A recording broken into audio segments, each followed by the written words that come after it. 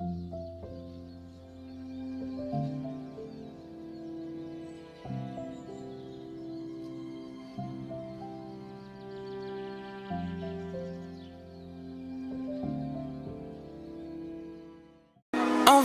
vue, ouais. Oh là là, oh là là. En vue, ouais. Oh là là. Ce qui était n'est plus. Oh là là. T'as vu, ouais. Oh là là. Yeah. Bonsoir à tous, bienvenue dans le 5e épisode de l'émission En Vue. Je suis Yol et je suis toujours accompagné de Pierre à la technique. Comment ça va Pierrot ? Ça va, on ne peut mieux. Eh bien, bienvenue à tous, n'hésitez pas à réagir dans le chat, à poser quelques questions. Je vois l'invité qui rigole, je vais lui laisser la parole pour se présenter. Bonjour Yol, bonjour Pierre Technique. Eh bien, je suis aux armes, c'était écrit dans la petite vidéo que j'ai vue, poète, manager. Alors, poète, c'est un peu narcissique de le dire soi-même, mais ouais, j'écris, je manage des artistes et depuis peu, je suis chargé de mission musique actuelle dans une ville dans laquelle nous sommes actuellement. Et voilà, je fais plein de choses.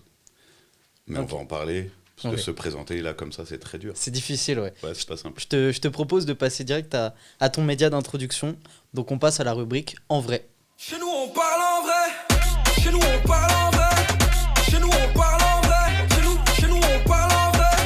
La la la la la. Let's get it started in here.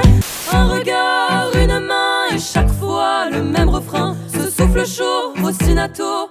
Oui, dis-moi ce que tu préfères. Mbappé, Mbappé, Mbappé. Père cherche à devenir maçon. Nos sermons, pas notre éducation. Ne parle pas, on est trop speed. High time. Tous les deux. Et qu'on passe un bout de ma vie. On a oublié notre manager, c'est la plus belle personne qu'on ait rencontrée. C'est Cyril, on l'a oublié, je sais pas pourquoi. C'était tellement évident qu'on... Voilà. En tout cas, il y a de l'émotion, il y a des bisous, il y a des câlins, il y a des larmes. C'est magnifique, j'imagine. C'est complètement cliché, mais tout à fait. Oui, voilà, c'est l'amour total là. On a envie de partager. Bah ouais. Ah voilà, elle vient de le dire. Elle vient de le Non, dire. mais je ne sais plus quoi dire. Non, je pars avec. Regarde, Je voilà. démissionne, mais pars avec. Est-ce que tu peux nous expliquer rapidement un peu ce qu'on vient de voir ?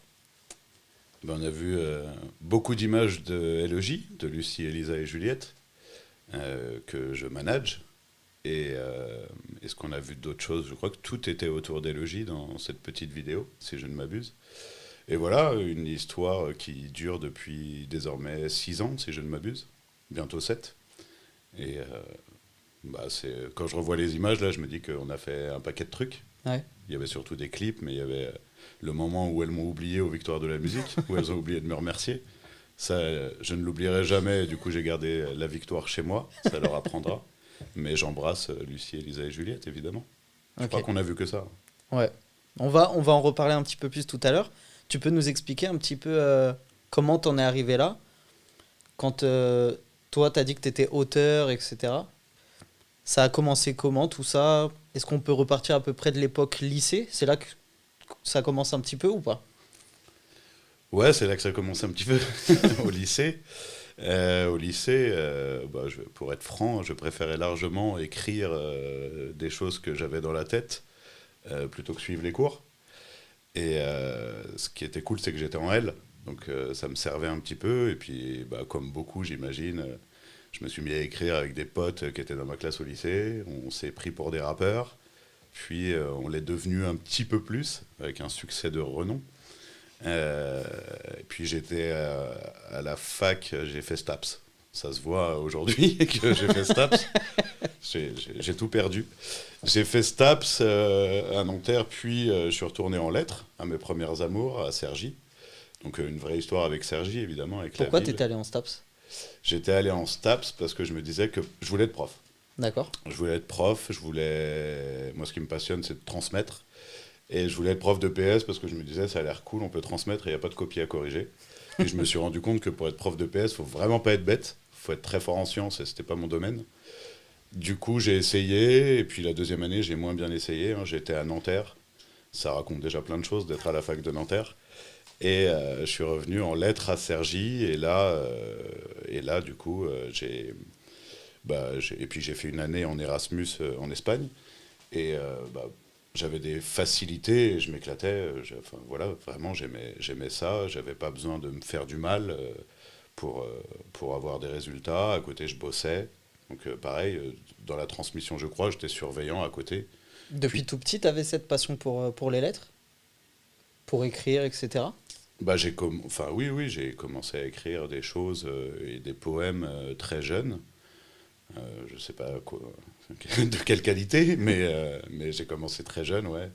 Évidemment pour écrire des poèmes pour les femmes, enfin pour les filles, parce que j'étais petit. Et que je m'en souvienne, oui, j'ai toujours écrit. Enfin, j'ai toujours écrit, c'est d'ailleurs un peu étrange quand tu es enfant, parce que les autres enfants, enfin pas tous évidemment, il y en a aussi qui écrivent ou qui ont d'autres passions, mais ça peut surprendre, mais voilà, ça a été ma carapace. Tu te mon sentais à refuge. part? Je me sentais pas à part parce que j'avais aussi des passions, des occupations, des activités que tous les autres enfants avaient, et puis non, je me sentais pas du tout à part. Tu dis que c'était ta carapace, c'est ça, je crois que t'as Ouais, dit. carapace, refuge, évidemment. Ouais. C'était ta manière un petit peu de te livrer? Ouais. Bah, après, je m'en rendais pas compte hein, quand j'étais enfant, je m'en rends compte aujourd'hui, mais oui, mon meilleur psy, c'est mon seul psy d'ailleurs, c'est ma page, maintenant mon téléphone malheureusement, mais sinon c'était ma feuille et puis l'écriture des autres et d'écouter les autres, évidemment. Tu t'inspirais beaucoup des autres Je crois que de toute façon, on s'inspire forcément des autres, en le faisant exprès ou pas exprès. Euh, voilà, je pense que tous ceux qui écrivent beaucoup se sont dit mais ça c'est de moi, c'est pas vraiment de moi. Voilà, ça m'est arrivé, puis après j'écoute un son et je me dis mais en fait Oxmo il l'a fait avant moi, je lui ai volé, ou alors je l'avais écrite et il l'a écrite aussi. Ou enfin je dis Oxmo, aujourd'hui ce serait d'autres. Mais oui, on s'inspire les uns les autres et puis moi je suis passionné de spectacles vivants. Je vais beaucoup voir de spectacles, de concerts surtout. Donc oui, forcément, je suis influencé. De toute façon, si on n'est pas ermite, on est forcément influencé. C'est sûr. Donc, il y a cette période à la fac où tu as dit que tu bossais un petit peu à côté. Ouais. Tu étais surveillant, c'est ça? Ouais, j'étais assistant d'éducation. C'est comme ça qu'on dit. D'abord dans un collège, puis dans un lycée. Et j'ai fait très vite des ateliers d'écriture avec l'association La Ruche. Forcément, on va parler de La Ruche à un moment donné. On dédicace toute La Ruche, d'ailleurs. Pour ceux qui se rappellent du premier épisode, on avait reçu le directeur de l'association La Ruche. Pour resituer. Bah oui, Hugues Bellego qui m'a fait changer de carrière. Hein. Voilà, on va parler de lui tout de suite. Bah, vas-y, raconte-nous. J'allais passer le CAPES de lettres, il est venu me voir, il m'a dit bon là j'ai une opportunité pour créer un deuxième emploi. J'étais bénévole à La Ruche. Il venait de créer son emploi et il me dit là il y a une opportunité pour créer un deuxième poste. J'aimerais que ce soit toi. Vraiment j'ai eu je vais peut-être exagérer, mais dans ma tête, j'ai eu 48 heures pour lui répondre. J'allais passer le CAPES, que j'avais préparé plus ou moins. Et j'ai dit oui, et du coup, j'ai commencé à La Ruche. T'as tout arrêté pour La Ruche? Enfin, en tout cas, tes études? Ah ouais, j'ai arrêté mes études pour La Ruche, ouais. Je vais embrasser Sylvie Brodziak aussi, hein, si jamais elle passe sur Twitch, qui était une prof à l'université de Cergy, et voilà, j'en ai discuté avec elle, et elle m'a dit, de toute façon, Cyril, c'est mon vrai prénom, elle m'appelait pas aux armes, elle m'a dit, de toute façon, tu vas pas faire 7 ans pour être prof à l'université, au collège, tu vas péter un plomb, donc elle m'a pas encouragé, mais voilà, j'ai pris ma décision en 48 heures, j'ai rejoint La Ruche. T'as arrêté ton poste en tant qu'assistant d'éducation ou t'as Bah, continué? je crois que j'ai continué un petit peu, et puis il me semble que j'ai arrêté un peu plus tôt que prévu aussi, ouais. Et pareil, tout le monde a été très arrangeant, et j'ai rejoint Hugues, et on était tous les deux permanents.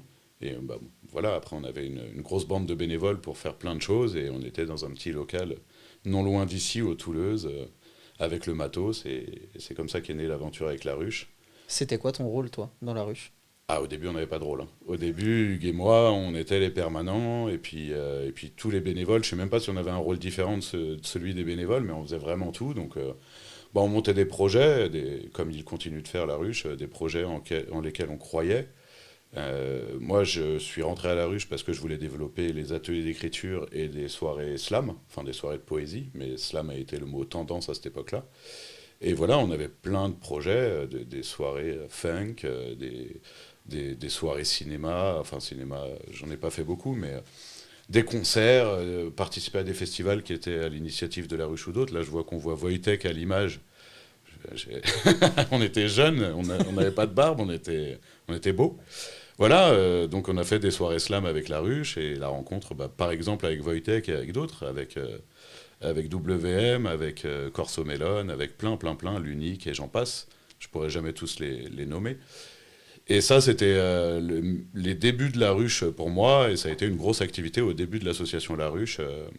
Ces soirées slam et autour de l'écriture, autour des mots. On a même créé un festival qui s'appelait World of Worlds, où on voulait mettre vraiment les mots à l'honneur, l'écriture à l'honneur, dont ce fameux concert de The Last Poets avec 12 personnes, alors que c'est des légendes à Cergy. Mais bon, voilà, on a fait, de toute façon, je ne peux pas parler de La Ruche, on a fait tellement de choses que c'était incroyable. Et eux, ils continuent, et voilà. Donc après La Ruche, pendant La Ruche, on programme Élogie sur un festival qui s'appelle Cergy-Soie, ici. Rencontre avec Élogie, les 3 filles qui arrivent avec des sacs plastiques en RER, avec des câbles qui dépassent un peu à l'arrache, une malade, une en gueule de bois et l'autre en pleine forme. Tu te rappelles de l'année un petit peu ? Je me rappelle de l'année, je dirais 2014. 2014. Mais peut-être que je me trompe. Non, je pense que c'est 2014. Elles avaient déjà sorti 2-3 petites vidéos. Et voilà, elles arrivent et à l'heure de l'apéro, on les fait jouer. Moi, j'avais cherché un groupe familial qui pouvait plaire à tout le monde. Elles faisaient surtout des reprises à l'époque. Je pense même qu'elles faisaient que des reprises à l'époque. C'était toi qui les avais programmées, c'est ça ? Ouais, avec La Ruche. D'accord. C'était mon rôle, mais Ouais. c'était à chaque fois tout le monde ensemble. Voilà, en démocratie. Et enfin, c'est pas le bon mot, mais en concertation. J'ai trouvé mon Pierre, mot. il a l'air de douter sur le mot en tout cas. Ouais, moi, la démocratie est une illusion, mais ça, on en parlera tout à l'heure dans Attends, la il minute veut- philo. Il veut dire un petit mot, je crois. Vas-y, Pierre. ose. Non, j'ai rien à dire. Pourquoi il crie ? Il est malade. Je laisse le temps aux gens connectés de se rendre compte de ce qui vient de se passer. J'en ai perdu ma superbe. D'accord. Merci, Pierre. Je sais même plus ce que je Je sais raconte. pas. On peut Enfin, arrêter voilà, là. en hein. tout cas, rencontre avec Élogie. Attends, Merci. regarde. Rencontre avec Mais non, Élogie sur ce festival Cergy-Soie. Et du coup, à l'issue du concert, moi je me dis, ces filles-là, elles ont un talent fou. Elles savent faire plein de choses avec un petit homme, une petite percussion et un violoncelle. Et du coup, voilà, je l'annonce à La Ruche ce soir. J'ai été les voir et je leur ai dit, moi les filles, si vous avez besoin d'un coup de main pour trouver des dates, je suis chaud, je pense qu'il y a un coup à jouer. Et ça a commencé comme ça. Et ça, c'était. Est-ce que tu te voyais déjà comme un manager ou tu t'es juste dit j'ai envie de les aider ? Ah mais pas du tout. Et aujourd'hui encore, je me vois pas comme un manager. T'avais déjà fait ça avec d'autres gens ? J'avais filé des coups de main, j'avais essayé de filer des coups de main, j'avais filé des coups de main à des groupes, surtout des groupes locaux. Ouais. Mais ça, voilà, ça s'était bien passé avec un groupe notamment qui s'appelle Urban Griot, dont l'Unique faisait partie. Mais à ce niveau-là, pas du tout. Et je te dis, encore aujourd'hui, je pense... Ça dépend ce qu'on met derrière manager, mais je suis leur grand frère, je crois. Et j'ai eu d'autres artistes aussi, et je bosse aussi avec Néfaste. Mais non, j'avais pas du tout cette idée-là. Et tout a été très très vite. Voilà, le succès des filles, tout a éclaté en 2015. Ouais. Et là, il a fallu... j'étais toujours à La Ruche, et puis j'ai eu La Ruche et Élogie en même temps. Donc des organisations d'emploi du temps qui n'étaient pas forcément simples, mais non, c'était pas du tout prévu, pas du tout. Et ça se passe comment ? Donc, quand tu leur proposes de les aider, c'est le moment, tu peux nous le raconter un petit peu, comment elles réagissent ? Est-ce qu'elles te connaissent un peu ? Vous avez Il y en a déjà... qu'une qui est en forme, et je dirais pas laquelle, mais il y en a qu'une qui est en forme à ce moment-là. Du coup, je lui parle de ça, et puis elles sont dans un festival. Quel âge elles ont à ce moment-là ? Elles ont 20 ans, je pense. Et du coup, il y en a déjà 2 qui sont dans le festival. Il y en a une qui est déjà rentrée chez elle, et puis celle avec qui je discute me dit oh, ouais, ok, j'en parlerai avec les 2 autres, et puis je te dirai, donne-moi ton numéro. Et il me semble que c'était le samedi soir, et du coup, le festival dure longtemps, et puis là, on voit des très belles photos. Hein. On a fait des photos de stars. Et le festival dure un peu, et le lundi, je crois, elle m'envoie un message, elle me dit écoute, j'en ai parlé avec les filles, viens boire un café à Saint-Denis, et puis ça tombait bien parce que je travaillais pas. Elles étaient de Saint-Denis, c'est ça ? Elles Ouais, sont de Saint-Denis ? Elles sont de Saint-Denis. Ouais. Et du coup, je vais à Saint-Denis boire un café avec elles. Et on parle même pas de ça, en fait. Et elles me D'accord. disent, bon, bah super, tu nous trouves des dates, mais on a déjà un producteur, donc on va te présenter à lui, parce que c'est plus ou moins lui qui gère tout en ce moment, Teufa, que j'embrasse aussi au passage. Et elles me disent, bon, ok, super, par contre, on est sur un texte là, mais on n'arrive pas vraiment à le finir, tu connais pas quelqu'un qui écrit, on aurait besoin, et voilà, on écrit la dalle. On écrit la dalle quasiment au premier rendez-vous, on boit un café, et Lisa, je me souviens très bien, me dit, bon bah, super, si tu nous trouves des dates, tu prendras 15%, et tu vois, ça s'est passé vraiment comme ça. On n'a jamais signé de contrat avec les filles, c'est un contrat moral et de cœur, et ça s'est passé comme ça. Dès la première vraie rencontre, tu les as déjà aidés à écrire, finir un texte? Bah ouais, hein. Je m'en rends compte maintenant. Mais elle l'avait quasiment écrit, hein, mais on a apporté on a réajusté des petits trucs et on a écrit la dalle, ouais. Et à ton direct fait confiance Et bah ouais, elles sont folles. Donc on a tout de suite mis des jeux de mots de cul dans leur première composition. On a comparé la femme à de la viande pour essayer de dénoncer le harcèlement, Ouais. qui est aujourd'hui un thème, qui est un thème super important aujourd'hui. Et voilà, c'est pas des images de la dalle qu'on voit, mais on a fait le clip très très vite. Ah, c'est la dalle, c'était le Ring, ça, je pense, une émission de télé. Et voilà, on a fait la dalle, on a fait le clip, Teufa a validé, on a fait le clip avec Lala Assi, une femme extraordinaire aussi. Et voilà, avec les filles, j'ai rencontré un tas de personnes passionnantes et d'autres que j'aime beaucoup moins. Mais voilà, là, on voit une photo avec Féfé, MC Solar et la famille Bambi Cruz. Ça, c'est le festival. Comment ça s'appelle cette soirée? Je l'ai même plus en tête. C'est tous les ans au Cirque d'hiver pour j'ai pas envie de me tromper de nom d'assaut, mais c'est Solidarité Sida. Voilà, je suis sûr de ne pas me tromper. Elle participe quasiment tous les ans à cet événement, qui est pour récolter des fonds pour Solidarité Sida. Et voilà, donc entre autres, Féfé, MC Solar, bon, Bambi, je le connaissais déjà, mais des belles rencontres, c'est cool. Enfin, de toute façon, avec les filles, pareil, en 6 ans, c'est incroyable tout ce qui s'est passé. Est-ce que tu peux nous raconter un petit peu je vais te donner une date, si je me trompe pas, c'est le 1er août 2015. Est-ce que tu sais à quoi ça correspond? Bah, bien sûr que je sais à quoi ça correspond. Ça a changé ma vie, toute ma vie, intime, personnelle, professionnelle, voilà, même mon rapport aux autres. Ça a changé le 1er août 2015. Tu peux expliquer ce Tu qui me se dis passe? si je fais des réponses trop longues, hein, surtout. Non, pas c'est hésiter. parfait. Le T'inquiète, il y a 1er Pierre août qui est là pour ça. 2015. Moi, je suis là pour les réponses trop longues. Mais non, c'est parfait. C'est presque un peu court. Ah, c'est ce qu'elles me disent toutes. Le 1er août 2015, elles mettent en ligne le Summer 2015. Donc un mash-up des titres, selon elles, les plus bankable, les plus connus de cette plus année streamés. 2015, les plus streamés. Le streaming à l'époque, c'est Oui, doucement. ça Mais commence oui, à c'est ça, le plus streamé. Et là, on comprend plus rien.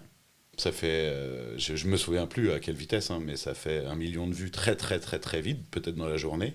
Et puis c'est relayé par le premier, c'est Ashton Kutcher, qui a un média américain et c'est son média qui relaye. Alors je dis pas que c'est Ashton Kutcher qui est tombé dessus, mais et je le dis sans doute très mal son nom parce que je suis pas du tout anglophone. Mais c'est relayé. Big Flo et Oli ont relayé, des potes des filles aujourd'hui. Nicki Minaj, il me semble, T.I., je crois, David Guetta, enfin ça devient n'importe quoi. Et ça monte des millions de vues. Et là, des anecdotes, j'en ai vraiment trop. Mais là, les filles avaient surtout Facebook et YouTube. Et ça sera, Moi, c'est de Facebook, donc ça je sera me ma rappelle. première anecdote YouTube. Mais Facebook explose. Ouais, Et ma boîte mail, les gens donc arrivent à trouver une boîte mail que j'avais créée pour le booking des D'accord. concerts des filles. Elle était un peu scred, l'adresse mail. Et là, tout explose. Et réellement, alors il y a Juliette qui est en vacances avec ses grands-parents sans téléphone. Juliette adore se couper de tout ça.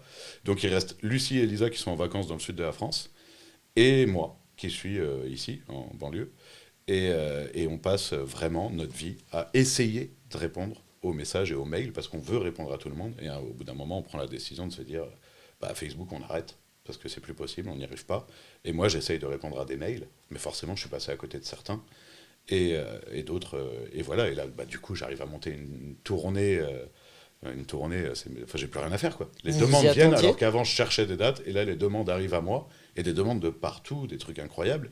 Et à l'époque, on a Je suis obligé, Polo et Marteau, qui sont à la base Polo éclairagiste et Marteau au son des filles, qui sont là depuis le tout début de l'aventure, donc c'est vraiment une histoire de famille. Et Polo devient tout de suite régisseur et on essaye de monter comme on peut en scénique. Voilà, on part dans un scénique et du coup il n'y a que 5 places dans un scénique. Donc c'est soit Polo, soit moi, et les filles et Marteau. Et moi à l'époque j'avais pas une assez grande voiture, donc c'est la voiture de Marteau. Et on part sur la route comme ça. Et YouTube, parce que j'ai dit que j'allais en parler, on a reçu un mail pour une énorme émission américaine, sauf qu'on ne savait pas qu'il y avait une messagerie sur YouTube. Donc on l'a su genre 3 ans après. Quand on a bossé avec un premier community manager qui nous a dit « Vous savez que vous avez une messagerie sur YouTube ?» Et voilà, on avait été contacté par une des 2 plus grosses émissions de talk show américains et on n'a pas pu la faire parce qu'on ne savait pas qu'il y avait une messagerie YouTube. C'est complètement fou. Je crois que c'est une fausse anecdote. Je crois que tu commences déjà le jeu trop tôt. Ah c'est bah faux. Ça, c'est il y aura faux. des vraies, il y aura des fausses, mais celle-là, je te jure qu'elle est vraie. Et c'est pas celle animée par un homme, c'est celle animée par une femme. Ouais. Et voilà, Donc on c'est lui a facile. répondu quand même 3 ans après. Et ça a été classe parce qu'ils nous ont dit, bah évidemment, c'est trop tard, mais merci de nous avoir répondu. Mais voilà, c'est sûr qu'on a raté des choses. C'est un regret ou pas, ça, par exemple?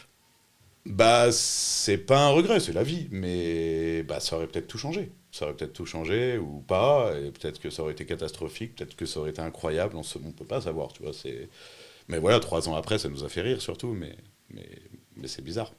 On a une petite question en lien avec ça. Alors, il y a 2 questions d'Anthony, mais qui sont en lien plus général avec le métier de manager. Je les poserai ensuite. Mais en tout cas, il y a Thibaut qui dit comment on garde la tête froide après le 1er août. Est-ce que toi, déjà, t'es confronté à ça? Et est-ce que, tu vois, comment les filles gardent la tête froide ou pas? Les filles, elles gardent la tête froide. Les filles, elles gardent la tête froide. Pour moi, c'est facile. C'est pas moi qui suis... C'est plutôt même l'inverse. Pour moi, c'est très simple. Je suis pas devant l'écran, on m'a pas filmé, mais c'est plus justement tous les commentaires. Et pas les commentaires liés à la musique. J'ai envie de dire qu'il n'y en avait quasiment pas. Enfin, de toute façon, quand tu fais autant de millions de vues, c'est que ça plaît à des gens. Ouais. Donc tu peux lire 5 commentaires sur ce que vous avez fait musicalement, c'est nul. Voilà, j'étais là pour les rassurer, pas de problème. Et je m'étais déjà occupé de groupe, on sait bien qu'on plaît pas à tout le monde. Mais par contre, les commentaires gratos sur le physique, sur comment t'es habillé, ça, c'était dur. Donc il a fallu les protéger de ça. J'ai fait de mon mieux, mais évidemment, encore une fois, je suis pas psy. Voilà, les filles ont la chance d'avoir des familles très proches d'elles. On avait un entourage, on avait déjà un tourneur, on avait toujours Teufa, donc il y avait déjà un entourage pour s'occuper de toutes ces filles. Et vraiment, tous les gens autour des filles ont été hyper bienveillants et c'était très cool. Donc il fallait plus les protéger de ce dans quoi elles arrivaient alors qu'elles n'avaient rien demandé. C'est le monde des haters, le monde des médias, etc. etc. Et elles se sont vite protégées quand même de tout ça. Mais forcément, il y a des moments où tu comprends pas, quoi. Tu es là en lévitation, tu flottes dans ce truc, et puis tu te retrouves, tu étais inconnu, tu jouais devant le tramway à Saint-Denis, et vraiment, on l'a fait. Ou dans un bar. Fier et mort de rien. Et tu te retrouves à faire une émission de télé, tu te retrouves chez Ruquier ou chez... Cyril Hanouna? Non. mais Ruquier, oui, Drucker, enfin voilà. Des trucs incroyables, on rencontre le manager de Rihanna, enfin, c'est des choses, elles auraient pu prendre la grosse tête. Et il y en a certains, forcément, qui pensent qu'elles ont pris la grosse tête, parce qu'il y a des moments où c'est trop. Quand tu fais 8 émissions par jour, t'es crevé, tu comprends plus ce qui se passe, et c'est pas simple. Donc, et moi, j'avais toujours un emploi, donc j'étais pas en permanence avec elles, personne ne pouvait être en permanence avec elles, donc un peu livré à elles-mêmes, et franchement, elles s'en sont sorties, elles s'en sont super bien sorties, quoi. Et toi? Et moi, du coup, j'ai dû prendre la décision, alors je sais pas si je l'ai prise trop vite ou pas assez vite, je dirais pas assez vite, mais de quitter mon emploi donc à la ruche, parce que je bossais tout le temps, quoi. Parce que je bossais à la ruche, je pense que je bossais moins bien à la ruche, avec le recul, et dès que j'avais fini, je bossais pour les filles, ou avec les filles, et j'allais les voir, et je les rejoignais sur des émissions, sur des concerts, sur des tournées. Et à côté, j'étais, il me semble, aussi un peu prof à l'université à ce moment-là. C'était trop, donc voilà, ma vie perso, elle en a pris un grand coup dans la gueule. Mais voilà, c'était incroyable, et je regrette rien, mais c'est très dur à gérer. Et voilà, moi j'étais, encore une fois, pas devant les caméras, donc cool. Personne m'arrêtait dans la rue pour prendre des photos, mais il y a tout ça à gérer. Quand le succès arrive d'un coup comme ça, on t'arrête dans la rue, on te fait des câlins. Enfin, moi j'ai vu des scènes... Et j'étais là, donc quand j'étais là, ça allait. Mais j'ai vu des scènes, vraiment, les gens pensent que tu leur appartiens, quoi. Ça te faisait peur, Ça me faisait peur, ouais, pour elle, évidemment. Non, mais vraiment, j'ai vu des trucs. Je me souviens d'une maman qui attrape Elisa, Elisa qui est toute petite, qui attrape Elisa et qui la colle vraiment à côté de sa fille pour faire une photo, sans lui avoir parlé. Tu vois, pas même bonjour. Et en plus, elle enlève les lunettes d'Elisa et elle fait une photo. Et là, j'interviens, mais elle est rentrée dans l'intimité d'Elisa sans rien demander. Enfin, les gens se rendent pas compte de ça, mais c'est pour ça que je comprends ce conte Carapace. On entend tout et son contraire. Lui, il est cool, lui, il est pas cool. Lui, il se la raconte, elle se la raconte. Il y en a, évidemment, il y en a qui ont la grosse tête, il y en a qui... Mais c'est super difficile à gérer, c'est le succès. Et surtout quand tu n'y es pas préparé, que c'est d'un coup d'un seul, comme ça, c'est hyper compliqué. Et puis à 20 ans en plus. Oui, Pierre. J'ai une petite question d'Anthony qui demande, donc Anthony, comment tu fais pour choisir tes partenaires, label, maison de disques, les partenaires qui n'étaient pas là au début et qui se greffent ensuite? Bah là, du coup, je vais parler de Néfaste, mais parce que les filles, comme je le disais, elles avaient déjà un producteur. Mais c'est quand même avec les filles qu'on a choisi le tourneur, par exemple. Comment je fais ? Déjà, tu lis des contrats. Hein. Tu lis des contrats, tu parles avec les gens, tu vois s'ils y croient. Et par exemple, le tourneur, on a choisi celui qui nous paraissait le plus humain et qui misait sur le plus long terme. Pour les filles, pour Néfaste, c'est une approche complètement différente. Il fait du rap, il aime l'indépendance, donc on fait d'autres choix. Voilà, là, on le voit. Et du coup, on a fait d'autres choix. On a choisi une distrib ensemble, et puis un tourneur ensemble. Et voilà, en fonction du rap que tu fais, super les images, bien joué Pierre. C'était faux, hein. C'était du chocolat. Du chocolat, bien sûr. C'était un clip de rap. Waouh, les stéréotypes. 2 interventions assez incroyables ouais, du monsieur à la technique. Je ne vais parler qu'avec vous, je monsieur. suis incroyable. Je suis incroyable. Comme sur tes passements de jambes. Et Néfaste, du coup, c'est un rappeur que tu manageais, que tu manages aussi. Néfaste, oui. Après, encore une fois, moi, je pense que je suis plus le grand frère de Néfaste. Puis là, la période est très compliquée, et encore plus pour j'ai envie de dire, pour les artistes émergents. Enfin, voilà, quand t'es pas tout en haut, là, la période, elle est hyper compliquée. Ouais. Mais voilà, Néfaste, pour le coup, j'écris pas. Il fait quasiment tout seul. Et on est de la même ville à la base. Il était dans la classe de ma petite sœur. C'est la famille, Néfaste. On s'embrouille autant qu'on s'aime, je crois. Néfaste est là dans le live et il te dit que tu as une très belle barbe. Mais il ne parle toujours que de ma barbe au lieu de me dire quel son il a de prêt pour qu'on investisse le rap-jeu. Vous réglerez ça plus tard. Non, on règle ça en live, en vue, frère. On règle ça maintenant. Néfaste. On attend le projet, les gens, les Sergissois, le monde entier attend le projet. Mais je sais qu'il travaille. Bisous, Néfaste. Je ne dirai pas ton vrai prénom. Voilà la fine équipe. C'est pas la même équipe que les filles, hein, vous voyez. Mais Sosa, Seven, j'ai son vrai prénom et Pablito. Voilà, on rigole quand même. Même s'ils ont l'air méchants sur cette photo. Et avec les filles, tu continues à écrire pour elles ? Ouais. Avec elles, Avec elles, et puis avec d'autres. Voilà, il y a ça aussi dans toutes les rencontres qu'on a faites. Sur le dernier album, il y a beaucoup plus d'auteurs.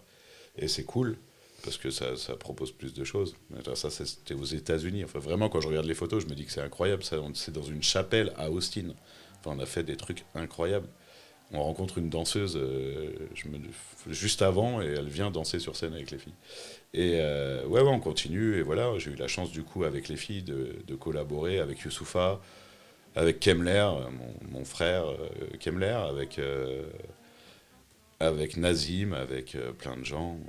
Voilà, elles ont bossé avec Big Flo Oli, elles ont bossé avec Fakir, Fianso. Voilà, croiser la plume avec Fianso, c'est cool quand même. Ça t'a fait quoi de rencontrer toutes ces personnalités peut-être qui t'ont inspiré à un moment de ta vie, et maintenant de les rencontrer, ça te fait quoi ?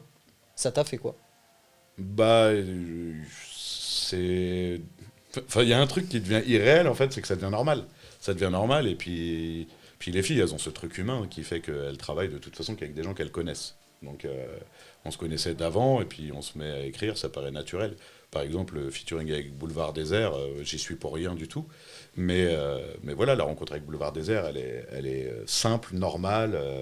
super, comme des amis qui se disent bah, on a un projet ensemble, tu vois, comme vous deux aujourd'hui. Ça s'est toujours passé comme ça. Et évidemment, le premier moment où je suis à côté de Youssoupha et on se dit on va écrire, on va proposer ce texte-là aux filles, et après elles sont intervenues évidemment dans la création. Bah, c'était incroyable, mais après Youssoupha on s'était déjà rencontrés, il est d'ici aussi, même si on n'était pas du tout potes ou quoi que ce soit. Mais ouais, c'est incroyable, enfin, de me dire que j'ai écrit, croiser le stylo bic, enfin le téléphone même maintenant, avec Youss ou avec d'autres, ouais, c'est ouf. C'est ouf. Et ton entourage voyait ça comment? De te voir réussir, mais vraiment réussir? Ouais, après vraiment réussir, je sais pas ce que ça veut dire, mais Tu penses pas que t'as réussi? Bah tout va bien, donc si j'ai réussi, parce que tout va bien, je suis en bonne santé, j'ai de quoi vivre, et ouais j'ai réussi, super, et en plus de mes passions, sans patron, etc., donc super, c'est ce que je voulais faire de ma vie.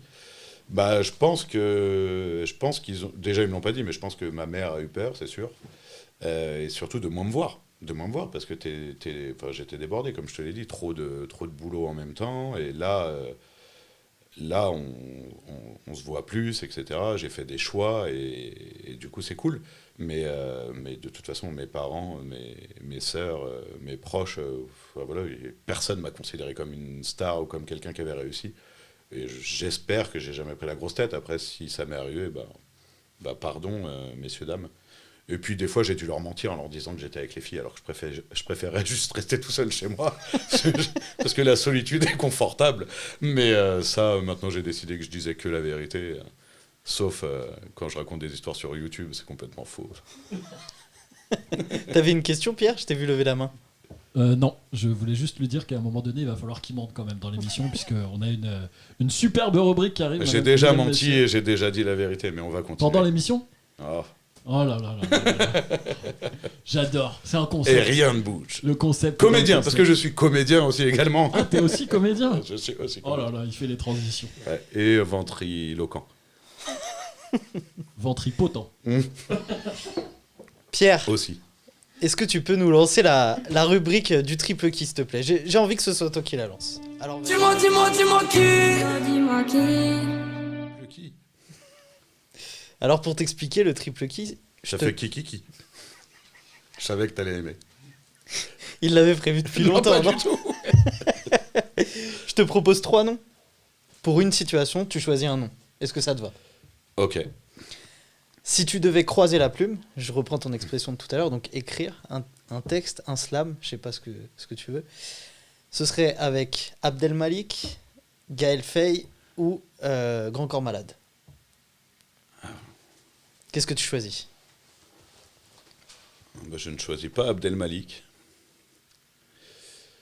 C'est dur entre les deux. C'est deux personnes qui t'ont inspiré déjà? Ou en tout cas que tu aimes? Ouais, j'aime les humains aussi. Non, mais Grand Corps Malade et Gaël Faye sont des humains incroyables. Donc, allez, Gaël Faye, parce que son dernier album, donc pas Grand Corps Malade, Pierre, mais Gaël Faye, parce que je trouve son dernier album vraiment, vraiment bien, vraiment riche, éclectique, et que Rêve Kérosène, Gaël, t'es un bâtard. Ok.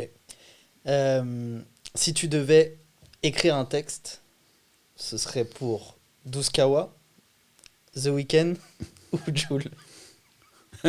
Je m'excuse d'avance. Je peux pas. J'aime de tout mon Douskawa. cœur. C'est peut-être le rappeur que je préfère. Enfin, en tout cas, l'auteur que je préfère. Mais j'ai pas du tout la prétention de pouvoir écrire pour Douskawa. Voilà. Ceux qui ne le connaissent pas, écoutez Douskawa. Les derniers albums sont plus faciles à écouter que les premiers. Bravo Douskawa pour tout ce que tu fais. The Weeknd, moi je prends pas Jul, je prends The Weeknd parce que je lui écris un texte en français, on va rigoler. T'as déjà écrit des textes dans d'autres langues? En anglais? Non, en tchèque une fois, ouais. J'ai écrit un texte en tchèque parce que je parle couramment tchèque. Ça c'est un mensonge, ça y est. Bah, regarde ma tête. Non, t'as déjà écrit en espagnol, non? J'ai déjà écrit en espagnol, tout à fait. Après, est-ce qu'on peut considérer que c'est écrire? J'ai surtout volé des textes à Fabou, mon pote rappeur espagnol. Mais oui, j'ai écrit un petit peu en espagnol. Ok. Et si tu devais être le manager entre Booba, Youssoupha et Medine? Waouh. Alors Booba, je vais la laisser faire parce qu'elle le fait très bien, j'ai l'impression, et que je pense qu'il est immanageable. Voilà, néologisme. Il me reste qui? Il me reste Youss et Medine. Bah, Youss, il a un manager que je connais bien, très talentueux aussi, donc non, pas Youssoupha. Et Medine, parce que je pense que juste pour la barbe, je saurais le manager au moins en barbe. Mais je prends Medine, et je ne sais même pas qui est son manager à Medine aujourd'hui. Je ne suis pas sûr qu'il ait besoin d'un manager. En tout cas, il n'a pas besoin d'un community manager. Medine, il s'en sort très bien. Et voilà, les trois, moi, les trois artistes, je les kiffe. Aucun des trois, je manage Yol. Est-ce qu'il y a des artistes un petit peu que tu kiffes vraiment, qui n'étaient pas dans la liste là, que tu écoutes souvent? Ah, je me tue. Hein. Moi, je me tue. J'essaie d'écouter toutes les sorties, tous les vendredis. Je me tue au rap français, même si j'avoue qu'en ce moment, j'en écoute beaucoup moins. J'écoute plus de chansons actuellement que de rap français, je crois. Bon, puis la frontière est parfois mince entre les deux. Mais oui, il y en a plein. J'adore Virus, j'adore il y en a plein. Des artistes ou des rappeurs? Peu importe, dis-nous juste ce que tu écoutes un petit peu en ce moment, ce qui t'inspire même. J'adore Hussard, j'écoute Hussard, j'écoute plein. Et puis des qui sortent aujourd'hui et des qui sont vieux, qui sont connus depuis plus longtemps. Je sais pas, j'aime bien Clou, j'aime bien Pomme, j'aime bien... il y en a trop, vraiment il y en a trop. Et dans le rap, ZKR, grâce à Tevardinho. Voilà, il y en a trop. WM, j'adore ce qu'il fait. Tevardinho était dans le chat avec nous. Yanos est là aussi, mais je sais pas, il dit quelques mots doux. Alors je ne sais pas à qui ils sont destinés. Vanessa est là aussi, Joe. Il y a Hugues qui te dit Carinal, sa femme. Carinal. Ah, c'est ça. Bah oui, mais je savais pas. Oui, d'accord. Je pense qu'ils le font ensemble. Oui. Chisnan sur les réseaux. Ah, ok. La femme de Medine. Ok, Non, mais voilà, ils travaillent en famille. Mais voilà, je managerais Chisnan.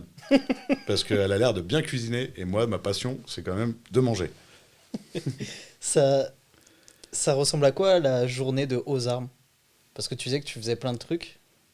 Putain, pardon pour ce langage chartier. Aujourd'hui, Comme tu veux. Aujourd'hui, j'ai la chance de me réveiller sans réveil depuis plusieurs années, même si désormais j'ai pris un emploi avec un peu plus de normes, et de temps en temps on me met des réunions avant 14h, ça c'est compliqué. Mais là maintenant je suis en charge d'accompagnement, d'action culturelle et de programmation, donc j'envoie une journée d'Aux Armes, c'est déjà plein de mails, des réunions, voilà, très, très bien, c'est ce que tu mets à l'écran, Pierre, des recherches Google, Wikipédia, non, mais... Il a pas effacé son historique. Attendez. Attends, moi j'ai pas vu. Attendez, il n'y a rien eu. Moi j'ai pas vu. Il y a l'écran que vous voyez, il y a l'écran que les gens y voient. Les gens ils voient pas ce que vous voyez. Pardon. On a vu une recherche Google. Je sais pas, ça commence par un P, ça finit par un B. C'est très étrange. Mais on fait tous les mêmes recherches le soir. Pierre Berthaud. Oui, voilà. Non, ça commence par un B. Je sais plus du tout de quoi je parlais. La technique, c'est n'importe quoi. Comment tu fais? J'ai dit que je recrutais il y a 3 émissions. Nous cherchons un technicien, Pourquoi réalisateur. Parce que c'est moi qui ai inventé En Vue. Ah oui, c'est vrai. Les gars, je leur donne le concept. On est avec le créateur de l'émission, mesdames et messieurs. Je leur ai dit, commencez par Hugues Bellego, c'est un mec bien et il sera gentil avec vous. Et moi, attendez un peu parce que c'est n'importe quoi. La technique, c'est n'importe quoi. Heureusement que j'ai amené le tableau de ma petite sœur avec 2 soleils. C'est la seule œuvre picturale que vous pourrez voir avec 2 soleils. Il parle de cette œuvre-là. Eh oui, Coralie, 4 ans. C'est beau. Je sais plus de quoi je parlais. Tu parlais vraiment de ta journée type, tu parlais de ton nouveau travail, tes ma journée type. responsabilités. J'ai pas de journée type, hein, vraiment, ça fait très très longtemps, même, je crois que j'ai jamais eu de journée type, sauf quand j'étais surveillant. Mais je travaille plusieurs heures par jour, Et puis le soir, quand il n'y a pas de journée MPG, j'essaye d'écrire ou je rebosse sur des trucs. Et puis j'essaye aussi de maintenir une vie sociale en voyant, quand j'en ai envie, des humains. Mais très souvent en essayant de me voir moi-même. Non, il n'y a pas de journée type. Ça change tout le temps. Et puis là, tu sais, on doit tous télétravailler. Donc je fais des Zooms, comme tout le monde, des Teams, voilà. Mais j'adore, hein. J'ai pas d'horaire, j'ai pas vraiment d'ordre et de mission imposée, donc c'est cool de pouvoir écrire ses journées et son métier, c'est cool. Ok, ça marche. Je te propose de passer tout de suite à la rubrique Dis-nous tout. Confession, égout, confession, confession, égout, confession. Ok. Je vois que Pierre se marre, j'ai envie de te donner la parole. Pierre, je sais pas. Bah si, tu vas prendre la parole. Bah là, tout de suite, j'avais rien à dire. Attends, je fais un petit check sur oui, voilà, ok. Et ben merci pour les commentaires. Il y a Tevar qui est là, qui nous parle de ZKR et qui dit mets les mains dedans. Donc je sais pas exactement de quoi il parle. Je crois Je connais pas cet homme. J'espère que ta semaine de vacances s'est bien passée, toi. Je crois qu'il parle de Pour que tu reviennes avec des idées pareilles. Je crois qu'il parle de réparation automobile, je crois. Ah, voilà. Eh bien, alors ça, par contre, je Moi, suis je tout pourri. Voilà. Mais on va reprendre la rubrique qui n'a complètement aucun rapport. Bah oui, dis-nous tout. Est-ce que tu as eu un peu des moments, toi, difficiles ? On peut parler de LEJ quand ça a un peu buzzé, mais s'il y a d'autres moments auxquels tu penses, tu peux. Des moments de doute où c'était difficile pour toi ? Oui, bien sûr. Bah, qui n'en a pas eu ? Mais ouais, des moments de doute à me dire mais qu'est-ce que je fais là ? Est-ce que je suis légitime ? Est-ce que je le fais bien ? Enfin, évidemment, des énormes moments de doute. Puis, tu sais, une pression quand tu signes un contrat ou que tu acceptes quelque chose qui, en plus, n'est pas pour toi, ça fout vraiment une pression. Et puis, à prendre des décisions, parfois, je sais pas, même pour des promos, pour plein de choses. Voilà, après, ça a été cool. On a toujours été transparent avec les filles. Donc, c'est très cool. Mais ouais, j'ai douté, et puis il y a des moments où j'ai évidemment pensé tout arrêter, à me dire non mais c'est trop de stress, parce que je crois que le rôle d'un manager, c'est quand même d'absorber les peurs, les angoisses, le stress des autres. Ouais. Et puis après, j'ai aussi eu peur pour d'autres choses, par rapport à ma vie privée, à me dire mais qu'est-ce que je fais ? J'ai pas envie d'être ce mec qui bosse tout le temps et qui a plus le temps pour ce qui compte vraiment, pour faire les choses qui comptent vraiment. Donc ouais, j'en ai eu un paquet des moments de doute, évidemment. Et tu faisais comment pour évacuer ce stress ? Tu passais par l'écriture ? J'allais mettre des grosses frappes sur un terrain de foot. J'allais mettre des grosses frappes. Ou sinon, j'essayais d'appeler quelqu'un qui va me parler franchement et qui me mette 2-3 tartes dans la gueule. Et je pense qu'il y en a un ou deux qui sont connectés là.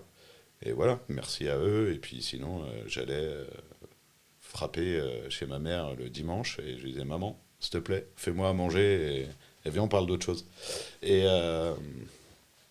ouais, voilà, chacun ses types. Et puis j'écris. Je le disais tout à l'heure, c'est mon psy. Donc, y a quelques trucs qui sont dans la bouche de d'autres personnes, mais qui sont ma thérapie à moi. Ouais, il n'y avait rien de sexuel, malgré ta recherche Google qu'on a vue, Pierre. Il y avait vraiment rien de sexuel. Ça va le suivre très longtemps, ça. Hein. Je l'ai pas vu, moi, j'ai rien lu. J'invente tout, tu sais bien. Est-ce que Yol, tu peux rétablir la vérité, s'il te plaît ? Et toi, pour... Voilà. Ça commençait par P, ça finissait par B. Moi, je sais pas ce que c'est. Portable. Pierre Berthaud. Non, Pierre Tourbe. Quand toi t'écris, tu sais déjà ce que tu vas écrire ou tu te laisses un petit peu... Franchement, ça dépend. Avant, oui, j'écrivais je me disais que je vais écrire sur ce thème-là, sur ce sujet-là, et je le faisais. Et puis maintenant, j'aime bien laisser aller mon stylo ou mon esprit là où il a envie d'aller. Puis c'est différent d'écrire des chansons ou d'écrire autre chose. Donc les chansons, il y a quand même un format, même si on n'aime pas trop les formats, ni avec les filles, ni avec Néfaste, ni avec d'autres. Mais il y a quand même plus ou moins un format. Tu vas faire une chanson de 27 minutes. tu peux, mais c'est à tes risques et périls. Et après, j'essaye d'écrire de la poésie et j'essaye de tendre vers la poésie un peu plus classique que ce que je pouvais faire à l'oral, ou des fables. Et là, j'avoue que ça va parfois à des kilomètres de ce que je pensais quand j'ai commencé le texte. Mais Tu te mets pas de limite? je me mets aucune limite, vraiment aucune. Et surtout, je crois que quasiment tous, à l'exception de pas beaucoup vraiment, je réécris, je corrige, je réécris, j'adore ça. Je crois que je préfère réécrire que le premier jet. Encore une fois, Pierre, il n'y a rien de sexuel. Tiens, je voulais intervenir, il y avait une petite image des bluffs, on en reparlera sûrement après, mais c'était pour faire du lien avec les gens, s'ils n'ont pas compris l'image en lien que j'ai mis tout à l'heure, hop, c'était ça. Donc voilà, mais on sera amené à en reparler tout à l'heure, c'est juste parce que tu en parlais. C'est un monstre dessiné par Artiste au bar, bisous, Artiste au bar, qui est boulanger et poète et illustrateur de talent. Mais il est vraiment boulanger, en formation de boulanger. Et voilà, j'embrasse Arthur. Et c'est un projet qu'on a 3 avec Arthur, du coup, et avec Thelma, une petite fille de 8 ans, extra talentueuse. Et voilà, c'est un monstre hippopotame. On écoutera un extrait, je crois, tout à l'heure, Pierre, c'est ça? Si je ne me Elle est là, pas. elle est là, C'est mais ça, je l'ai exactement. cachée, donc vous ne verrez que ça de Thelma. Mais c'était presque ma rencontre avec Thelma lors d'un atelier d'écriture, où il n'y avait que des adultes et elle m'a mis une énorme tarte. Et du coup, moi, j'ai commencé à écrire des fables, et je lui ai dit, si tu veux, Thelma, un jour, on écrit une fable ensemble. Et le lendemain, elle m'a envoyé une fable qu'elle avait écrite toute seule. Et on est parti dans un projet de fable qu'on met en ligne sur toutes les plateformes de streaming possibles. Et juste pour finir avec le monstre, parce que j'ai pas fini, c'est nos 3 animaux totems choisis pour ces fables, parce que les fables parlent souvent d'animaux, même si ce n'est pas obligatoire. Est-ce qu'on prend un petit peu d'avance et on écoute une fable de Thelma? Ça pourrait être pas mal.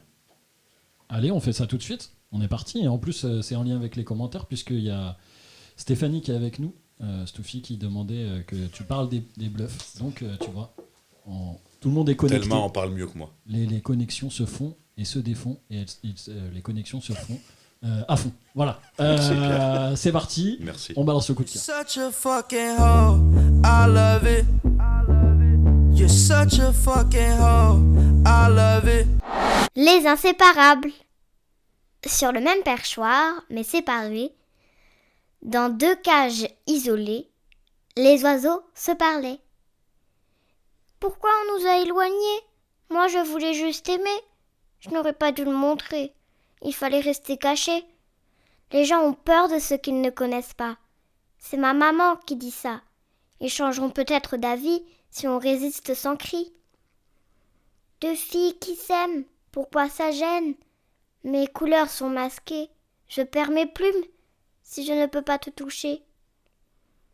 Sois patiente, ils finiront par voir que ce n'est pas une tare. Soyons élégantes. Ils autoriseront le mariage et ouvriront nos cages. Elles ont attendu et le ciel s'est ouvert. Elles se sont mariées et peuvent voler. Elles sont devenues mères. Et le petit oisillon ne cesse de demander. Les inséparables vont par 2. Mais dis, comment ils se trouvent les amoureux? Tu peux nous en parler un petit peu de ce qu'on vient d'écouter?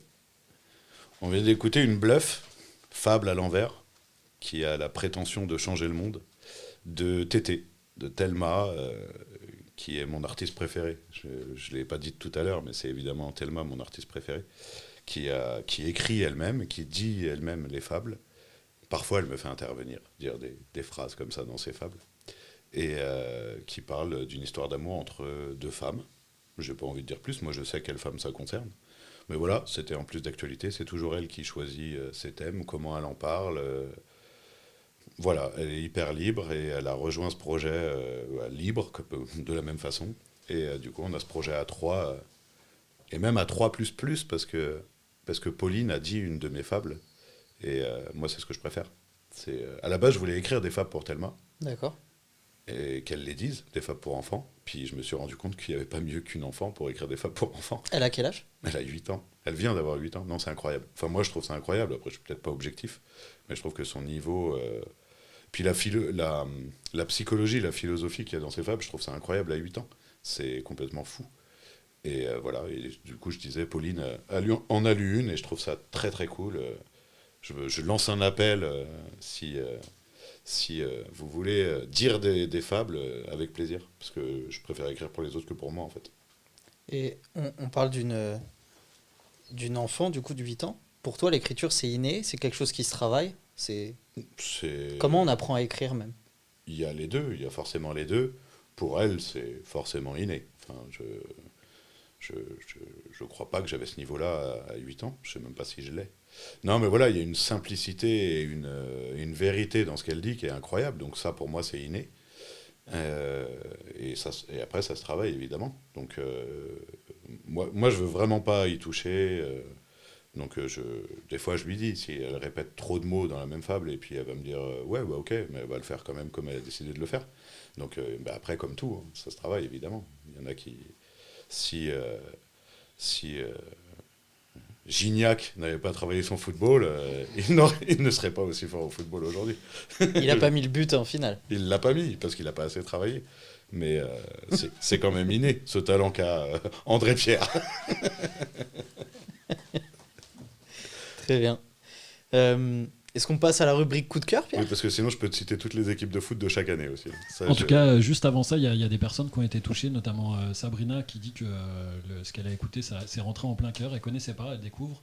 Il y a Harris Alonso qui est avec nous et dit les bluffs avec le café du dimanche c'est intestable, et il dit que le montage live est de qualité. Alors peut-être que les prises de parole sont pas bonnes. D'accord, de ma part. Mais je donne tout quand même, mesdames, messieurs. En fait, Je sais pas pourquoi il crie c'est ces aujourd'hui. aigus qui arrivent dans ta voix. Je comprends pas. Mais merci aux deux, à Sabrina et à Harris, si j'ai bien compris le prénom. C'est ça. Avec le café, c'est même le café du samedi, Harris, normalement. Mais vous aurez remarqué qu'on a pêché, car on a eu une grosse semaine avec Arthur et Thelma, et du coup, nous sommes en retard sur le K. Mais le K arrive, et on en sera déjà à la moitié, parce qu'on a décidé de faire tout un alphabet. Ça se passe comment pour les illustrations? Vous dites un petit peu le thème à Arthur, vous lui envoyez le texte, il fait le dessin. Il veut l'audio. Arthur. Il est dur. Non, ouais, il préfère avoir l'audio et pouvoir l'écouter pendant. Il me dit qu'il les écoute des dizaines et des dizaines de fois pendant qu'il dessine. Et voilà, à la base, le projet, c'était vraiment un objet physique, papier. Et il n'y avait pas Thelma au tout début. C'était une fable et illustré plutôt avec une planche de dessin. Et on n'oublie pas cette idée, hein, on en rêve. On espère que Thelma viendra avec nous dans ce doux rêve. Et voilà, donc si j'arrive à lui envoyer tôt, c'est cool. Et puis sinon, des fois, il le reçoit le jeudi. Et puis je lui dis, ce serait bien qu'on l'ait demain, le dessin. Donc forcément, des fois, ça plante. Et puis on s'est dit que c'était à la cool, on n'a aucune pression. Voilà, elles sont écoutées, hein, on sait qu'elles sont écoutées. Je ne dis pas les chiffres au cas où Thelma tombe devant cette émission, parce que ça lui fait un peu peur. Mais on est écouté, donc c'est cool, c'est accessible à tous, et puis on espère qu'un jour, on en fera un autre objet. Le lien est dans le live. Je dis ça parce qu'il y a beaucoup de monde qui regarde l'émission en faisant plein de choses en même temps. Donc voilà, à ce moment-là, là, si vous voulez relever la tête et que vous avez envie de copier-coller le lien et de regarder, d'écouter ça plus tard. Et Harris Alonso n'est autre que Ahmed, et il te dit que le samedi, il a rugby, donc il ne peut pas écouter. D'accord. Et bon café du dimanche, bluffé, Ahmed. Puis réponds sur WhatsApp de temps en temps. Est-ce qu'on se lancerait pas la rubrique coup de cœur, s'il te plaît, Pierre? You're such a fucking hoe, I love it. You're such a fucking hoe, I love it. Les inséparables. Sur le même perchoir, mais séparés, dans deux cages isolées, les oiseaux se parlent. Il faut tout le temps un petit... Mais moi j'ai un gros cœur, donc je préfère qu'on fasse deux fois cette rubrique. Mais oui. Donc les bluffs, qu'est-ce que c'est? Non, je rigole. Alors les bluffs, ce sont des fables modernes qui ont la prétention de changer le monde. Et je pense qu'on y arrive. Je sais pas si je vous ai dit, mais on l'avait fait avec Artistobar qui les illustre, et Thelma, une fille de 8 ans que j'ai rencontrée alors que j'avais rendez-vous avec Al Pacino. Mais c'est génial. Ah, t'avais rendez-vous avec Al Pacino? Ouais, je suis arrivé en retard, j'ai demandé à un mec dans la rue, désolé, je suis en retard, j'ai rendez-vous avec Al Pacino. Il m'a dit, mais c'est moi. Je lui ai dit non. Et voilà, ça s'est fini comme ça. D'accord. Et c'était comment? Court. D'accord. What else? Ah non, What ça else? c'est Non, c'est un George autre. Michael. Non, ton coup de cœur, est-ce que tu peux nous parler un petit peu du livre qu'on voit depuis tout à l'heure? Ah, mon livre. C'est mon livre préféré. Les Contes de Petit Duc, qui est de la littérature jeunesse, mais qui pour moi est pour les jeunes assez âgés déjà, et pour les adultes. C'est l'histoire d'un sage qui sait tout, qui se rend compte qu'il sait tout, sauf répondre aux questions pourquoi. Et du coup, il tombe sur le petit duc, qui est, comme vous le voyez, un hibou ou une Peut-être chouette. te montrer. On fait comme ça. Ouais, Non, je c'est vais là, un comme tout ça. petit peu plus. Hop. Oh là là. Recule. Oh, ouais. C'est pas net. Hop, devant ma tête. Non, c'est bon, Devant ma Pierre, tête. note-les. Hop. C'est de Fischer et la Brune. Et je pense que c'est, si je ne m'abuse, je pense que c'est Pauline qui m'a parlé de ce livre. Et merci Pauline. C'est 4 contes. Pourquoi rêve-t-on? Pourquoi vieillit-on? Pourquoi il fait nuit? Et pourquoi rêve-t-on? Si je ne l'ai pas déjà dit. Enfin, il y a 4 contes que je trouve incroyables. Et comme c'est dit dans le livre, c'est des histoires inventées, mais qui en fait sont vraies. Voilà, je vous le conseille. C'est un très bel objet. Je peux le montrer au hasard des pages. C'est un livre qui t'inspire? Bah, en tout cas, moi, j'avoue que voilà, je sais pas où montrer, mais c'est comme ça. Ouais, je me découvre une passion pour la littérature jeunesse, et il y a vraiment des très beaux objets, et pour moi, c'est vraiment pas destiné qu'aux enfants. Après, là, j'ai pris celui-là, je suis nul, hein. Il y a des gens qui sont bien plus cultivés que moi et bien meilleurs que moi pour parler de la littérature jeunesse. Donc, inviter quelqu'un qui saura en parler, et pas moi, mais ouais, de toute façon, moi, tout l'objet livre me passionne. Donc, C'est quelque chose que tu aimerais faire? Écrire un livre, et peut-être pour la jeunesse? ah bah ouais, bah du coup, par exemple, les fables, c'est ça mon but, c'est que ça soit... C'est pour les enfants à la base? Ouais, moi je veux que ça passe, c'est dur aujourd'hui de sortir un livre, de trouver un éditeur, et en plus qu'il soit acheté. Ouais. Mais si c'était possible, j'aimerais que ça passe de main en main entre les enfants, les parents, l'oncle, et puis que ça finisse... une dame âgée, puis il le laisse dans la rue, enfin voilà, évidemment. De écrire l'universalité, je m'en sens pas capable, mais ça serait incroyable. Qu'est-ce que tu préfères entre transmettre et écrire? Putain. Bah, je sais pas, transécrire. Voilà, là, je vois la photo que Pierre a envoyée en même temps. C'est le dernier atelier avec des aussi jeunes que j'ai fait. C'était... bon, je ne vais pas dire où c'est parce qu'on voit les enfants, donc on va pas les dénoncer. Mais j'ai pris une grande claque. Toute la classe qui écrit ensemble un poème et qui le scande ensemble. Ils n'étaient pas vieux, hein, ils doivent avoir 9 ans, 10 ans. Et ouais, j'adore ça en fait. J'adore transmettre et j'adore prendre des tartes par des gens, je m'y attends pas. Tu vas prendre une tarte par Douskawa ou Nekfeu, je m'y attends. Ou par Gainsbourg ou Vian, peu importe. Mais voilà, quelqu'un, c'est pour ça, hein, les soirées slam, etc. Quelqu'un qui arrive, qui monte, tu dis, et il t'envoie un truc, tu dis, putain, c'est incroyable. Incroyable. Donc les deux, transmettre, donner la parole, permettre l'accès à la scène ou juste à un stylo. Et puis écrire parce que c'est jouissif pour moi tout seul. Moi, mon surmoi et mon ça. Je crois que Pierre a... On a une petite question de Pierre B. Qui demande si, Je rêve là. si à tout hasard t'avais pas mis une nouvelle flèche à ton arc ou une nouvelle corde, je crois qu'on a une corde, qui serait le théâtre et l'interprétation. Et c'est quoi, comment on interprète le texte d'un autre, comment on fait pour l'apprendre, est-ce que c'est plus difficile ou pas? J'ai tout un tas de questions qui me viennent, mais voilà, c'était juste pour que t'en parles. Donc ce sont tes questions, on est bien d'accord. C'est tout à fait mes Non, questions. c'est de Pierre B. Et oui, je me suis fait embarquer dans une aventure théâtrale. On voit des petites Voilà, images. on voit, regardez, voilà. Et Bon, attends, je vais leur dire. En fait, j'ai prévu cette vidéo et je voulais à tout prix la passer, donc en fait, j'ai essayé d'induire le sujet pour que t'en parles parce que j'avais envie de passer cette vidéo. Mais vas-y, je te Voilà, on laisse. voit que je suis déjà ivre sur scène et que là, je vais faire des cabrioles. Non, mais je me suis fait embarquer dans cette histoire. Ça s'appelle Le Corps Exilé. C'est une pièce de théâtre. Je suis au plateau avec deux autres avec Jacques et Farid, qui sont danseurs à la base. Et voilà, c'est un texte de Barbara Morayon et de Omar, j'arrive pas à le dire, Youssef Souleyman. Et c'est une expérience où je me mets en danger. Je pensais pas du tout être mise en scène comme ça. Je pensais que je pourrais me cacher dans un coin et juste dire le texte. Et finalement, j'apprends à être comédien et c'est plus qu'une mise en danger, c'est chaud. Mais C'est t'aimes bien? vraiment chaud. Tu prends du plaisir? J'aime bien de toute façon les nouveaux défis, Ouais. sauf ceux qui pourraient me mettre physiquement en danger. Mais ouais, j'aime bien. Après, Pierre me posait la question, le texte d'un autre, et là c'est de 2 autres, faut se l'approprier, donc il y a ce travail en plus, mais après, ça permet d'avoir un regard critique des autres, peut-être plus que si c'était mon propre texte. Je sais pas si c'est plus simple ou plus compliqué. J'ai toujours galéré à apprendre par cœur. Moi, tu sais, je lisais mes textes sur scène, hein, donc je sais pas. Je sais pas répondre à cette question, mais en tout cas, je crois que j'ai une petite partie de ce personnage en moi, et je crois que c'est ça le début du truc, mais je sais pas, en plus, malheureusement, avec la période, on devait le jouer il y a quasiment 1 an, puis il y a 6 mois, puis il y a 3 mois, et puis on le jouera peut-être pas, donc voilà. J'aimerais qu'on le joue au moins une fois, et si possible plusieurs fois, pour avoir un vrai retour du public, un vrai retour de nous-mêmes. Puis il y a une équipe technique incroyable sur ce projet aussi.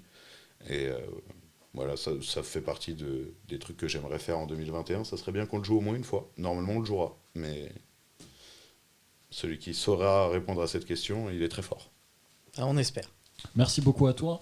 Et pour le coup, j'ai d'autres questions, mais alors qui viennent vraiment du chat et surtout en fait des petits big up. On a Latino 1985 qui dit écrire l'universalité, c'est très beau ce que tu dis. Et on a Case de My Media Room qui dit que ta voix berce sa fille et que le contenu est méga intéressant, il adore.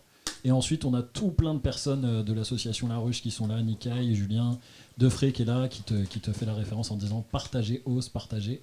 Je pense que tu sais de quoi on parle. Julien qui demande qu'est-ce qu'on fait après le Covid, bullish ou resto, ou peut-être théâtre, ou peut-être écriture, ou peut-être... Ouais, forcément, on est obligé de parler de cette pandémie qui attaque tous mes métiers de plein fouet. Hein. Donc qu'est-ce qu'on fait? On fait tout. Je souhaite aux gens de pouvoir tout faire très vite. Maintenant, il faudra faire des choix parce que tout n'est pas faisable. Mais je réponds à Julien d'abord. On joue au bullish, je te défonce et tu payes ton resto. C'est classique. Hein. Il n'y a aucune pression, quoi. Voilà. J'ai l'universalité. Je ne sais plus qui a. Merci. J'essaye de dire ce que je pense. Maintenant, comme je le disais à Yol en aparté tout à l'heure, je crois qu'on ne peut écrire l'universalité qu'en étant ermite, parce que sinon on est influencé par les autres. Donc voilà, je vais m'ermiter et on verra, et je berce sa fille qui s'endort, écoute, bon apéro. Il est fort, hein. Il est fort, il est très très une fort. très très très grande émission quand même. C'est mon émission préférée. Moi aussi. J'espère que les autres... À part les interventions de la technique. Non, moi j'ai trouvé les autres émissions vraiment incroyables, surtout la première. La première, cette aisance à l'oral était incroyable. Incroyable. Je ne sais pas qui était cet invité, mais c'était fou. Regardez la première émission. Regardez aussi la deuxième. Mais regardez pas celle de Batsam. Je rigole, regardez-les toutes, évidemment. J'ai envie de faire pipi, je peux y aller? Est-ce que toi, ça t'a pas donné envie à un moment donné de te mettre au clash? Tu vois, j'essaye de faire des rebonds avec ce que tu dis. Mais je me suis mis au clash. Non, mais pour de vrai. Pour de vrai, c'est juste qu'elle n'a jamais pu fuiter parce qu'il n'y avait pas le son. Mais j'étais au premier Rap Contenders. Donc je l'ai fait, et puis après je l'ai fait dans un spectacle aussi, avec Corso Mélan. Je me suis auto-clashé aussi régulièrement. Quand je rate un tir à la pétanque, je m'auto-clash. Enfin, le clash pour moi, c'est... Je n'arrive plus. Non, je suis pas du tout là-dedans. Je suis pas du tout là-dedans, vraiment pas. Après, voilà, j'ai quand même participé à des tournois de poésie, et déjà c'était mon max, quoi. Non, je suis pas dans le clash, pas du tout. Est-ce qu'on passerait pas, après toutes ces bonnes blagues... Je sais pas lesquelles, j'ai fait aucune blague, moi. Ah, moi non plus. À la rubrique roue libre. Bien sûr. Ah, on n'y était pas déjà. Non. C'est pour ça que je... À la roue libre, à la roue libre, à la roue libre. À la roue libre, les bois croisés. Ce mec. Il est fou. Hein. J'adore cette musique. Pierre, Oui. Je te lance, tu commences, comment Allez, on c'est fait? Je parti. crois qu'on n'a plus besoin de le lancer. Ouais, non, je suis en roue libre. Hein. C'est ma rubrique préférée. Donc, on va commencer par te proposer. Je vais te proposer 2 titres d'articles et tu vas devoir trouver. Tu proposes au public aussi. Je aux viewers. propose bien sûr aux viewers. Avant tout, on est là pour eux. Non, je rigole. Moi, Bisous aux viewers. Je suis là pour kiffer. Bisous aux viewers. Viewers, Bisous à Yanos, mon roue libre. ton roue libre. Donc, je vais te proposer 2 titres d'articles de journaux et tu vas devoir trouver lequel est le. On est en train de les perdre. Voilà. Bah, c'est ta rubrique, nous, laisse-nous tranquille. Mais non, mais je te les propose. Alors, le premier article, enfin le titre, c'est Comment l'imposteur est entré dans les meilleurs clubs du Brésil. Il a craché, mesdames, messieurs. Il a craché l'eau. Mais on est en live. On peut pas faire ça. On peut pas. Je vous jure, il y avait rien. Comment l'imposteur. Mais t'es un malade. C'est moi qui suis un malade. Messieurs, dames, regardez ce qu'on est en train de vivre. J'en ai mis partout. Sur Edith Piaf, sur le canapé. Caméra. Partout. Mais il est fou. Il est fou. Moi, on m'a dit que c'était une émission sérieuse, Pierre. Sérieuse. Ah, je l'avais répété. Parce qu'en fait, je suis aussi cracheur de feu. Cracheur Et je me d'eau. suis dit... Est-ce que quand tu craches l'eau, Je me suis dit, avec de l'eau, elle devient gazeuse? faut que j'essaye. Oui. Alors, Bah oui, forcément. comment l'imposteur est entré dans les meilleurs clubs du Brésil? Donc ça, c'est le premier article. J'adore ces moments. Et le deuxième article, c'est un faux joueur du PSG a failli Mais c'est se le même. frayer un chemin Mais c'est le même. dans la Ligue des Champions. Qu'est-ce que c'est le deuxième titre? Le premier, c'est comment l'imposteur est entré dans les meilleurs clubs du Brésil. Le second, c'est un faux joueur du PSG a failli se frayer un chemin dans la Ligue des Champions. On a pensé à toi, tu es fan de foot. Mais moi, je pense que c'est le même mec. Ah, je pense que c'est le même mec, celui qui fait semblant d'être blessé à chaque fois qu'il y a un match qui est chaud. Oh là là. Messieurs, dames, dans les commentaires, on attend votre réponse. Donc voilà, comment l'imposteur est entré dans les meilleurs Ressé, clubs je parle du de Brésil. Ressé. Ça, c'est le premier article. Donc là, moi, je dois savoir lequel est vrai, lequel est faux. Voilà, et un faux joueur du PSG a failli se frayer un chemin dans la Ligue des Champions. Alors, je pense que le vrai, c'est le PSG. Tu penses que le vrai, c'est le PSG? Ouais, parce que vous êtes très fort en typo. D'accord. Il faut laisser les. On laisse un petit peu. Là, ils sont en train. En fait, je viens de voir. Ils viennent de voir le crachat il y a pas si longtemps que ça, tu vois. Donc, ils sont en train de. Ah, je pleure de rire. Mais là, c'était Les émo. Rassurez-vous, j'étais pas en face. Hein. C'est pas moi qui ai pris les. Tout va bien, ça c'est des montages de caméra. Non mais C'est passé là. c'est pas bien ce que tu fais. C'est vraiment pas bien. Il y a voilà. Les Par gens- contre, le sol.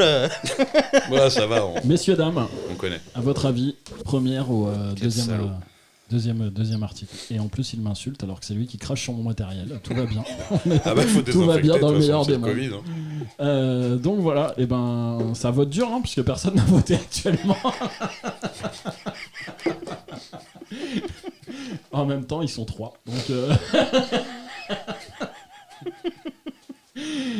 voilà. Ah la En fait, il y a une, une règle. merci. Il y a une règle. Donc Je suis manager, je peux t'en vas-y, parler un peu. Vas-y. J'ai été dans tous les médias. Non, je rigole. Mais normalement, on peut pas faire de blagues quand les gens boivent. C'est une règle. Mais j'ai pas fait de blague. C'est une règle de bienséance. Mais j'ai pas fait de blague. J'ai lu. Neymar dans des clubs au Brésil. J'ai pas je sais dit quoi. Neymar, j'ai dit comment l'imposteur est entré dans les meilleurs clubs du Brésil. Si tu considères que Neymar est un imposteur, c'est un autre débat que tu dois avoir. je considère Attention. Je considère Attention. qu'il n'est pas brésilien. Et, et un faux joueur du PSG a failli se frayer un chemin dans la Ligue des Champions. Alors on a Ahmed qui pense que c'est la une, Yanos qui pense que c'est le PSG. Bref, après il parle d'essuyer les crachats. Bah oui. Donc, J'en ai mis partout. ouais, j'ai vu. Et ben la réponse était, messieurs, dames, la une et la 2 en fait. Les deux sont vrais. Les deux sont vrais. Et je vous invite vraiment à lire ces histoires, à les écouter. Moi j'ai découvert ça dans les podcasts de France Culture.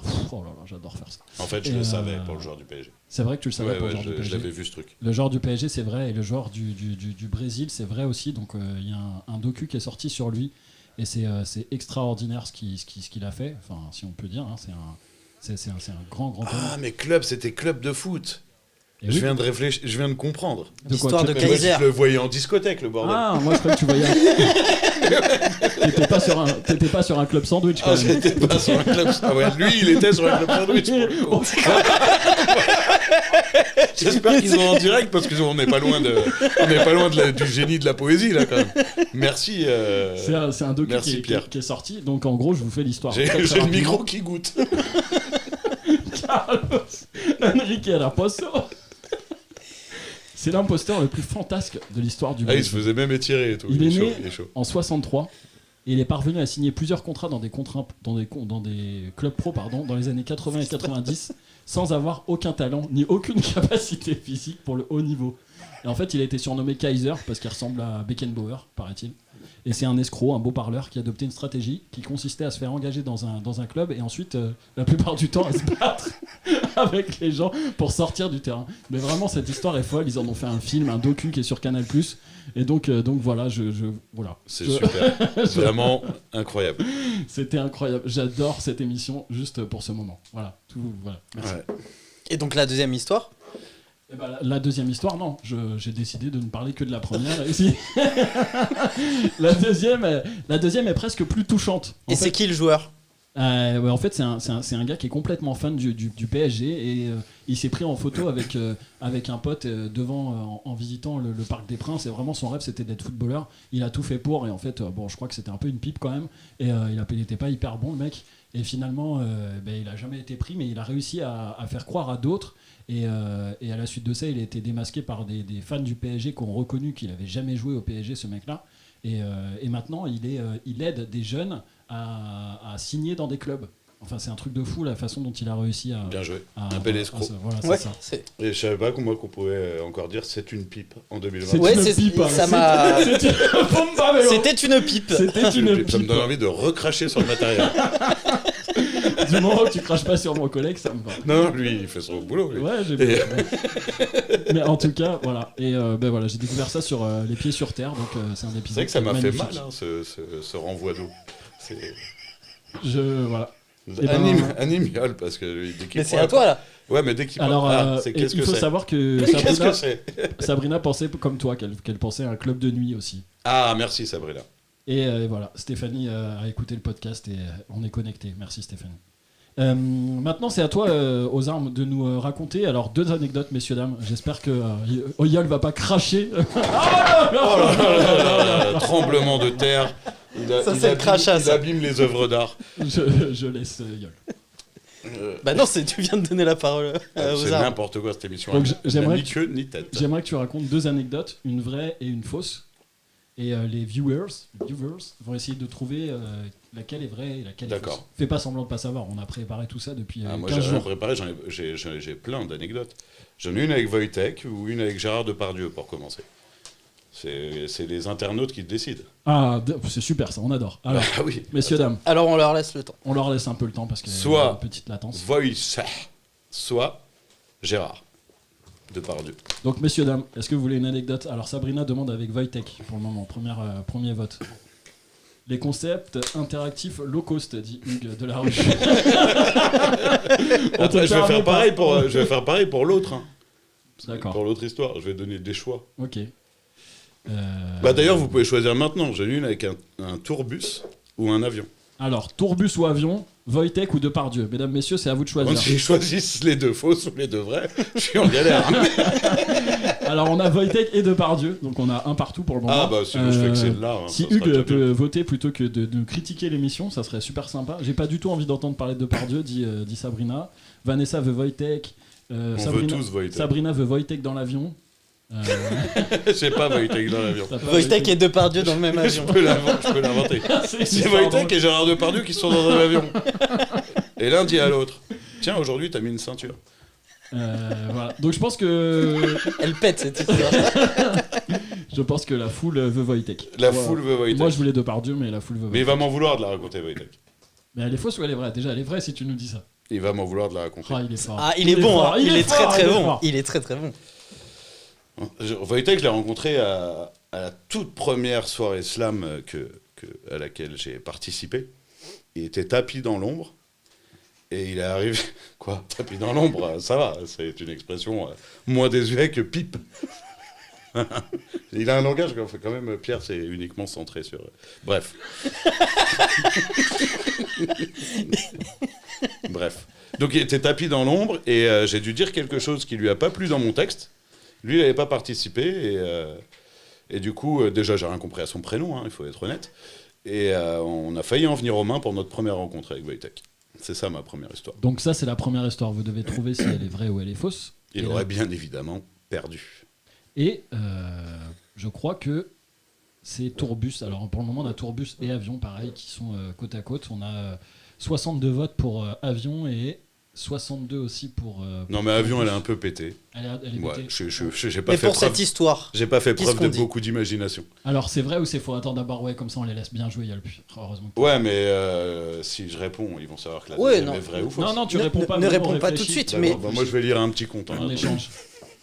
Mais moi j'ai... qu'est-ce que tu dirais? Ben, on était un peu tous les deux là dans ce moment, sans être là dans le moment qu'il a raconté l'histoire, mais en tout cas, tu vois ce que je veux dire?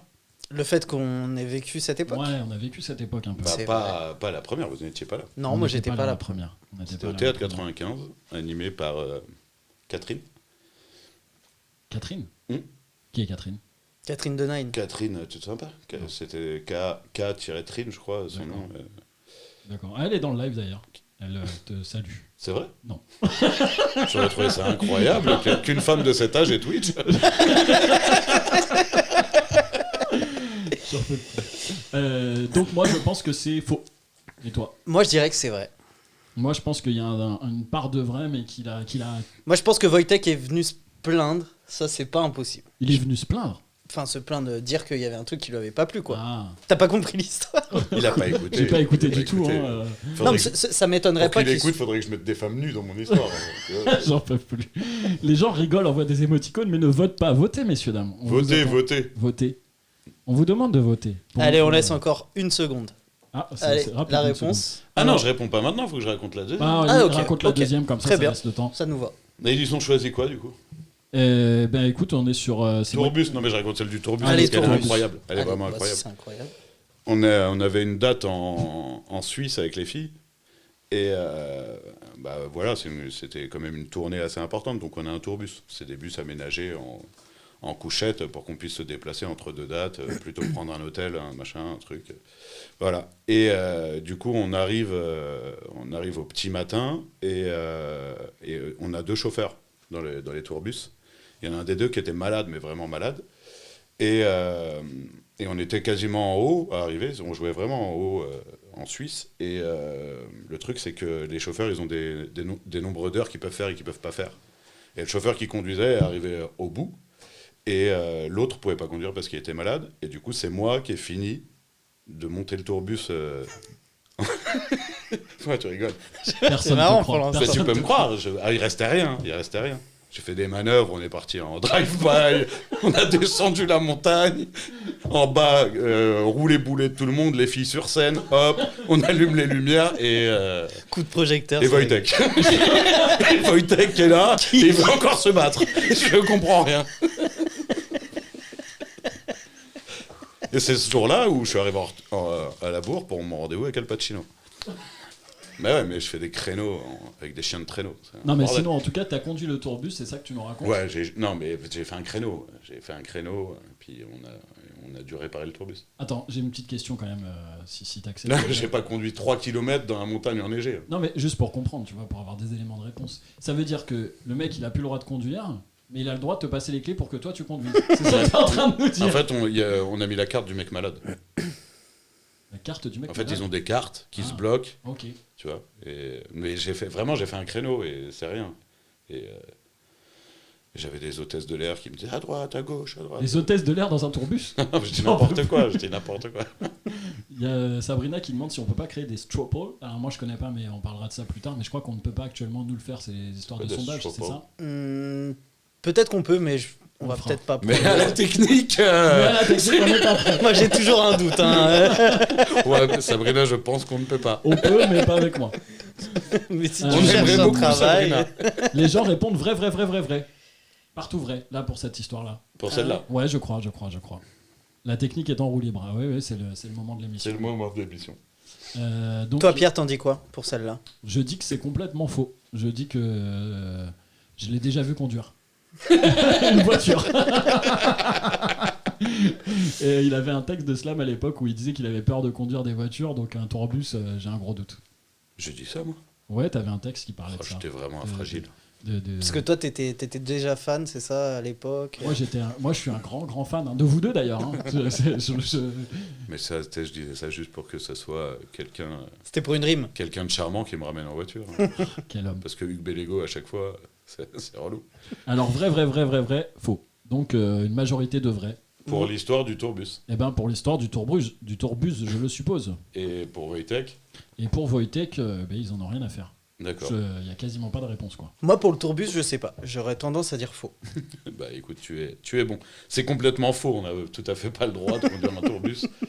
Enfin, il faut un permis, c'est tout à fait faux. Et pour Wojtek, c'est quasiment vrai, mais c'est pas tout à fait vrai. Oh là là. Eh, Mais c'est quasiment vrai. Non, mais c'était tout à fait cordial et juste il est venu et on a J'avais discuté raison. et il m'a dit en fait il s'est rien passé le soir même. Vous avez tous les deux raison. Tout le monde a raison. On s'aime. Mais j'ai raison. Non mais c'était très cordial. J'ai juste rajouté l'histoire qu'on allait se battre et pas du tout. Mais il m'a dit a posteriori que je sais pas. Il trouvait que je me la racontais, je crois. Puis il a raison. Je me la raconte. Je crois qu'il a tout à fait raison. Bah oui. Est-ce qu'on se ferait pas une petite histoire de Depardieu quand même? Ah bah en plus c'était une histoire vraie. C'était celle-là qui était vraie. Bon, bah, il nous la raconte et il nous dit déjà qu'elle est vraie. Il est bon, le gars. Ah bah après, Il est peut-être déjà dans son rôle. Après, hein. je peux en rajouter, hein, si vous voulez. Il y aura peut-être Wojtek dans l'histoire. Celle de l'avion était vraie aussi. Non, mais, Bon, bah raconte les deux. Bah, j'ai fait atterrir un avion en Australie. Vite fait, mais un avion, t'as le droit. Un tourbus, c'est plus compliqué. Non, Depardieu, c'est très drôle. On était en résidence de création avec les filles. Voilà, en résidence de création autour de l'album. Donc, écriture, compo, etc. Et on était dans une maison. Et on dormait à un endroit, et il y avait une deuxième petite maison, enfin petite maison, pas du tout petite, une deuxième maison où on mangeait, où on déjeunait, où il y avait d'autres espaces, etc. Et je me lève avant tout le monde, ça c'est régulier quand on est en séminaire ou en résidence.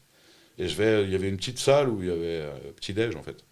Et vraiment j'y vais, tête dans le huc, hein, c'est le matin, et donc j'ouvre la porte, je commence à me servir 2-3 trucs.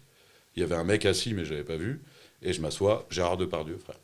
Gérard Depardieu qui buvait pas du rouge, étonnamment, mais qui commence à m'enchaîner de questions, qui me raconte ses histoires. Voilà. J'ai pris un petit déj avec Gérard Depardieu, en tête à tête, et je suis tombé amoureux ce jour-là. non, mais voilà. Vraie histoire ou fausse histoire, c'est vous qui voyez, mais j'ai...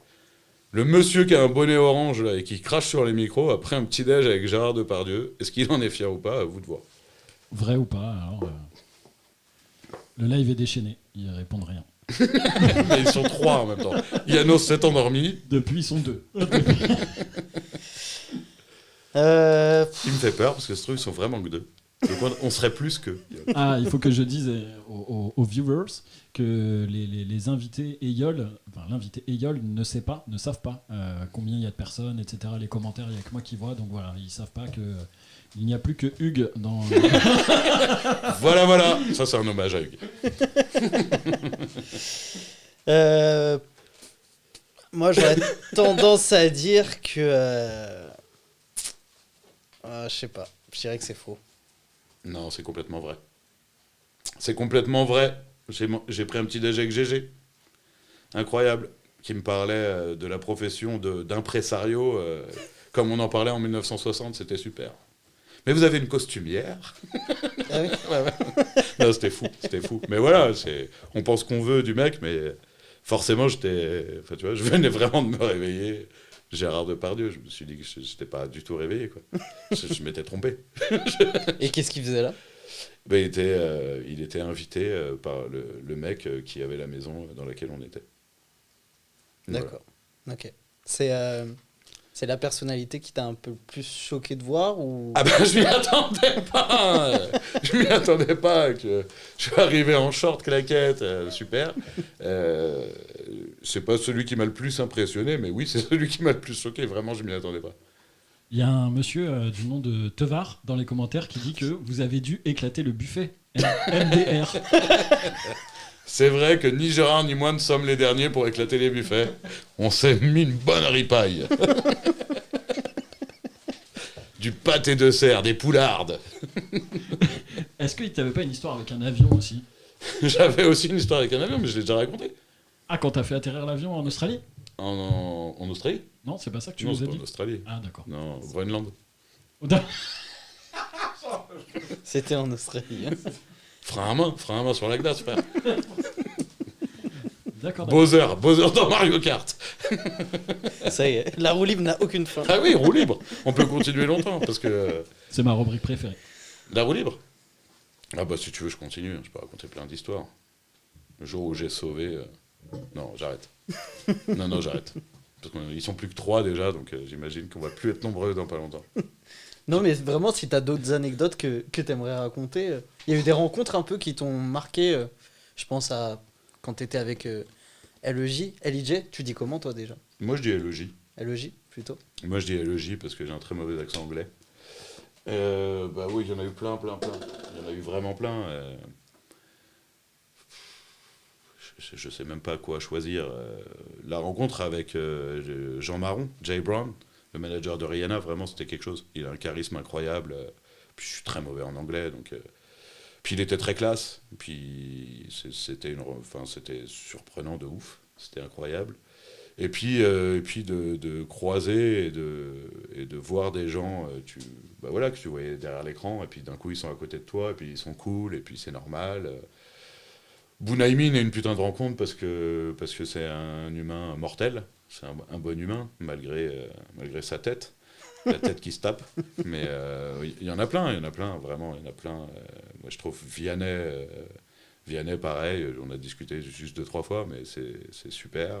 Enfin, il est normal. En fait, tous ceux qui sont normaux, ils m'ont impressionné de normalité, et c'est bizarre. Mais parce qu'il y en a aussi d'autres, mais ceux-là, je les citerai pas. Ouais. Où tu te dis, mais Patrick Bruel, par exemple. Je ne les citerai pas. Imbuvable, ouais, mais lui, je le cite. Mais bon, bref, c'est mon point de vue, je ne veux pas l'imposer aux autres. Mais M aussi, incroyable. Il était normal, il n'a jamais dit que c'était lui. Il n'avait pas sa coupe de cheveux habituelle, il était tapis dans l'ombre, comme Wojtek. Il m'a dit, je pourrais aller voir les filles. Et je ne l'ai pas reconnu, parce que vraiment, on était dans un truc de l'obscurité. Et je lui ai dit oui avant de savoir que c'était M. Et puis, une fois que je l'ai fait rentrer dans la loge, je me suis dit, putain, mais c'est M. Et il n'a jamais fait jouer le fait qu'il était M.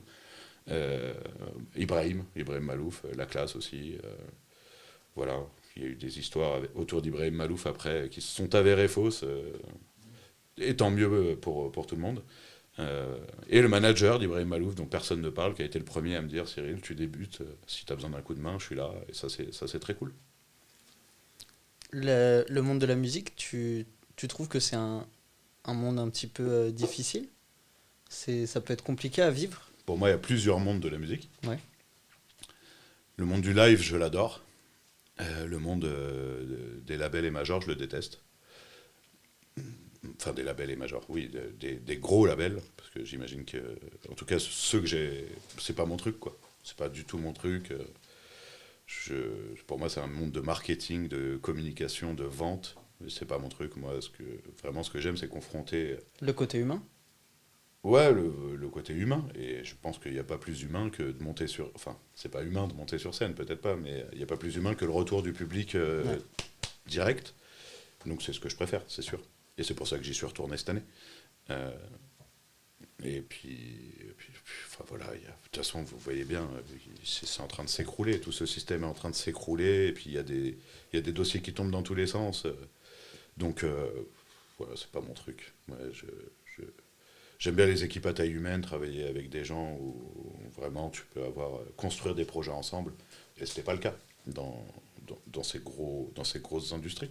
Donc, et puis il y a le monde de la musique amateur, et c'est pas une honte d'être amateur, c'est parce qu'on y est libre. Et puis il y a l'entre-deux où tu fais un peu de concerts, puis tu as un petit label qui bosse bien, et puis tu as un tourneur qui bosse bien aussi, et là c'est mortel. Voilà. Donc... J'avais une question pour rebondir à ce que tu viens de dire. Tu as dit le monde de la musique amateur, on y est libre. Est-ce que ça veut dire qu'à un moment donné, quand on prend trop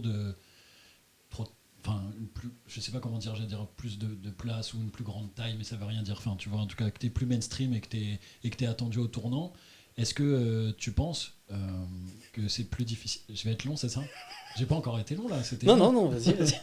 Est-ce que tu J'ai penses pas d'eau dans la bouche, donc tout va bien. Vas-y, Pierre. Est-ce que tu penses que vraiment ça devient beaucoup plus compliqué d'être libre, que ça soit dans le format, dans la durée, dans le thème que tu vas aborder, dans plein de choses? Est-ce que tu perds ta liberté quand, à partir du moment où tu deviens plus mainstream et donc que tu es attendu? Moi, je pense que forcément, tu en perds un peu. Après, par exemple, avec les filles, on s'est battu pour la perdre le moins possible, mais déjà, quand tu as des délais, tu perds de la liberté. Quand tu as des rendez-vous imposés à une certaine heure, tu perds de la liberté. Quand on pense pour toi que si tu faisais ce choix-là plutôt qu'un autre, tu perds de la liberté. Et ce que je veux dire, c'est que quand tu n'as pas tout ça, bah, tu es foncièrement libre. Maintenant, les filles n'ont fait, je crois, après elles m'ont peut-être menti par moment, mais je crois pas, n'ont fait que des choix en leur âme et conscience. Et on a tenu le truc. Mais oui, évidemment que... Bah oui, mais c'est normal, voilà.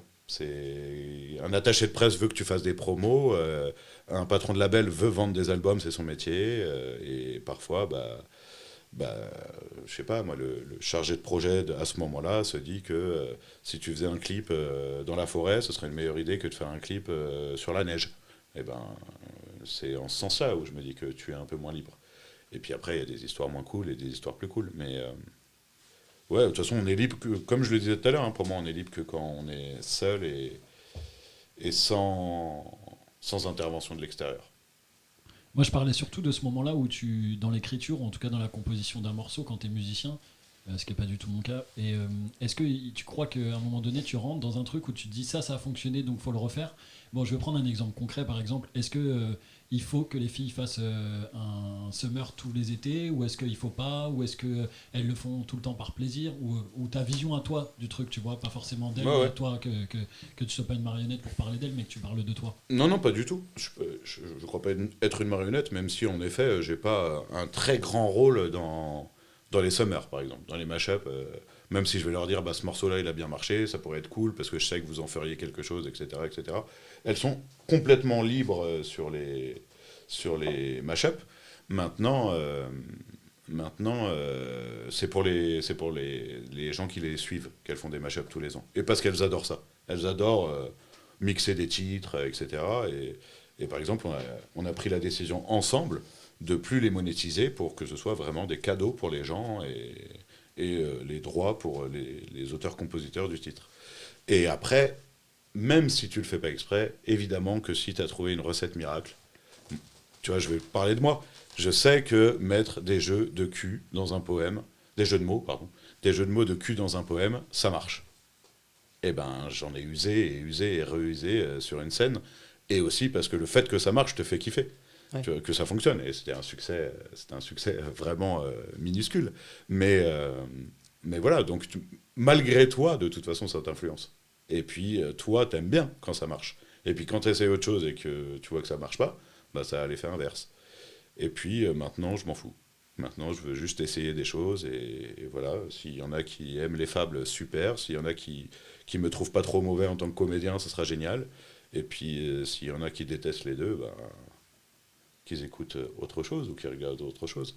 Il y a plein d'artistes. Si cool. T'aimes pas, t'écoutes pas, et puis c'est tout. Ouais, j'ai pas osé l'imitation. Merci de me l'avoir laissé. Tu parlais tout à l'heure, tu disais que t'aimais bien les nouveaux défis. T'en as des nouveaux défis là actuellement, avec le contexte actuel? Ouais, j'en ai, c'est d'envisager une reprise de tout ça à différents niveaux. Donc, dans mon nouveau job, et pour les filles, et d'y accompagner les filles néfastes, et du théâtre. Le théâtre, c'est plutôt un énorme défi, parce que le reste, ça va, je maîtrise un peu, même si je pense qu'on va vraiment faire face à un nouveau monde, une nouvelle façon d'aller vulgairement consommer des restos, du spectacle, etc., etc. Vraiment, je pense que toute la donne va changer. Bien malin sera celui qui l'anticipe. Je vais quand même un peu essayer, parce que j'aime à croire que je peux être un peu malin. Mais le théâtre, évidemment, je suis terrorisé. Et je pense qu'une heure avant de monter sur scène pour la première, voilà, je vais cracher de l'eau comme tout à l'heure. Je vais me battre pour essayer de faire éditer soit un recueil de poèmes que j'ai, qui est quasiment prêt, soit les fables, soit les deux. Et puis je m'en lancerai d'autres des défis. Ouais. J'aimerais bien écrire autre chose que de la musique ou des poèmes. Je sais pas, si tu veux faire un seul en scène, par exemple, peut-être que je peux essayer de l'écrire. Enfin, moi, je me lance des défis tout le temps, sinon je m'emmerde. Donc, ouais. Je dois être insupportable pour ça. Mais bon. Insupportable pour qui ? Pour ceux qui m'entourent. Pour ceux qui aimeraient que des fois je ne fasse rien. Ouais. Là, j'ai envie de nettoyer les tâches depuis tout à l'heure, c'est insupportable. C'est vrai qu'il n'y en a pas. Non, mais vraiment, en fait, écoute, j'ai la chance de ne pas avoir besoin de trop dormir, donc c'est cool. C'est cool. Ok. Non, mais c'est intéressant, en tout cas, on sent que tu as vraiment cette volonté de toujours faire quelque chose, toujours essayer des nouvelles choses, et je trouve ça cool. Enfin, tu as été avec LEJ, et maintenant tu fais des fables avec une enfant de 8 ans. La différence, elle est gigantesque, et pourtant, on a l'impression que ça te fait autant kiffer. Ah, ça me fait autant kiffer, c'est pas une impression. Ça me fait autant kiffer, vraiment. Et comme ça me fait autant kiffer les gens vont croire que je suis vraiment un ouf avec la pétanque, mais de rassembler 8 personnes pour aller jeter des boules de pétanque, ça me fait kiffer.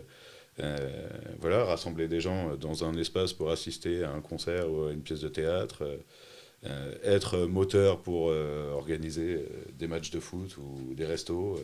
Ouais, j'arrive pas à m'arrêter, mais si tu creuses un peu, c'est que ça reflète quelque chose. Enfin, ça veut dire quelque chose, de ne pas être capable de s'arrêter. Et de n'être que face à soi-même. Ça veut dire quoi pour toi ? Je sais pas. Ça veut dire que ça fait que c'est un moyen d'éviter ses peurs, ses monstres, ses craintes. Alors que c'est ça le combat de notre vie. C'est ça notre djihad. non, mais je suis très sérieux. C'est ça le combat d'une vie. Que les gens utilisent ce qu'ils veulent. Moi, j'utilise l'écriture et puis je me mets en danger sur le théâtre. Puis je rencontre une petite fille de 8 ans et je me dis, vas-y, on va y aller. Et du coup, je me tape ces monstres en plus des miens, les monstres de LEJ en plus des miens, les monstres de l'éclairagiste de la pièce de théâtre. Enfin, tu vois, mais je m'arrête jamais. Un jour, j'arrêterai. C'est quoi qui te fera arrêter ? Je sais pas. Ah, les croisés.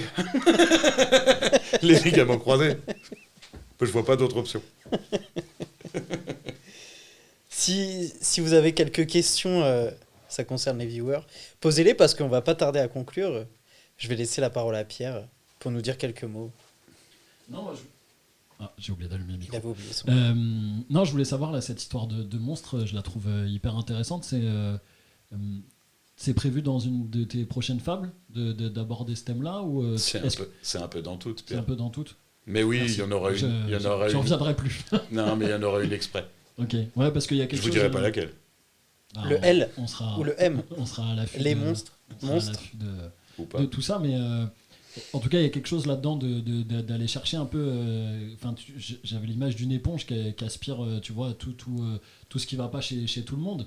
Et à un moment donné, genre tu peux le faire avec une feuille ou dans une pièce de théâtre ou dans l'écriture, mais il y a un truc, je pense, qui a besoin d'être délivré quand on te donne quelque chose qui est trop dur à avoir, tu vois, qui est trop dur à porter. À la fin, le sac à dos, il est trop lourd, tu vois. Et comment, est-ce qu'il y a que l'écriture ou est-ce que, bon, t'en as parlé un peu tout à l'heure, tu disais que t'appelais des gens qui t'aident à te remettre sur le chemin, mais faut savoir que je suis très très loin. Donc, non, mais j'essaye de tout suivre. J'ai fini. Ce qui est cool, c'est qu'il y en a aussi que t'as pas besoin d'appeler. Et c'est pas que du mal. Il y a aussi tout le bien des gens. Et comment te dire, écoutez l'avant-dernier album de Douskawa. Il parle des monstres bien plus que moi, bien mieux que moi. Et plein d'autres. Enfin, je pense que de toute façon, si on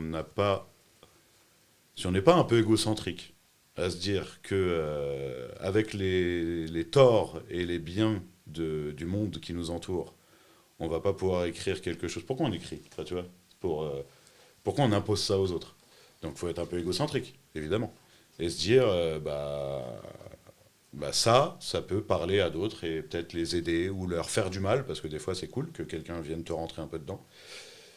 Et voilà, j'ai fait une réponse aussi, à peu près aussi intéressante que ta question. Non, mais non, pas C'est intéressante. très très très intéressant. Hein. Non, mais pas intéressante, mais aussi construite, pardon.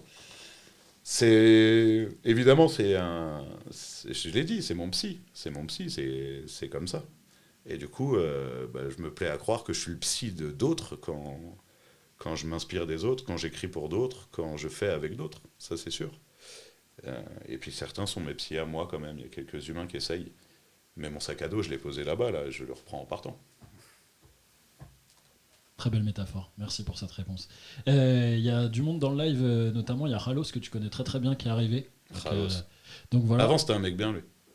Bon, tu régleras tes problèmes, je te dis pas dans le live. Déjà, tu m'as mis des histoires là-dessus, là je vais devoir répondre à des questions. Là, on a l'historique internet qu'on mérite. Il n'y a pas d'histoire d'historique. Bah si, ça tu peux pas. Non mais il y a les faits quoi. POV. Pierre Berthaud, PB. Pierre officiel Berthaud. POV. Et, d'ailleurs, il y a deux remarques là, qui se complètent, mais qui sont en rapport avec la tenue de ce live. Et Sabrina et Ahmed qui disent qu'on est reparti pour 1 heure de live. Eux, c'est des hooligans, hein, ils interviennent à chaque minute. Hein.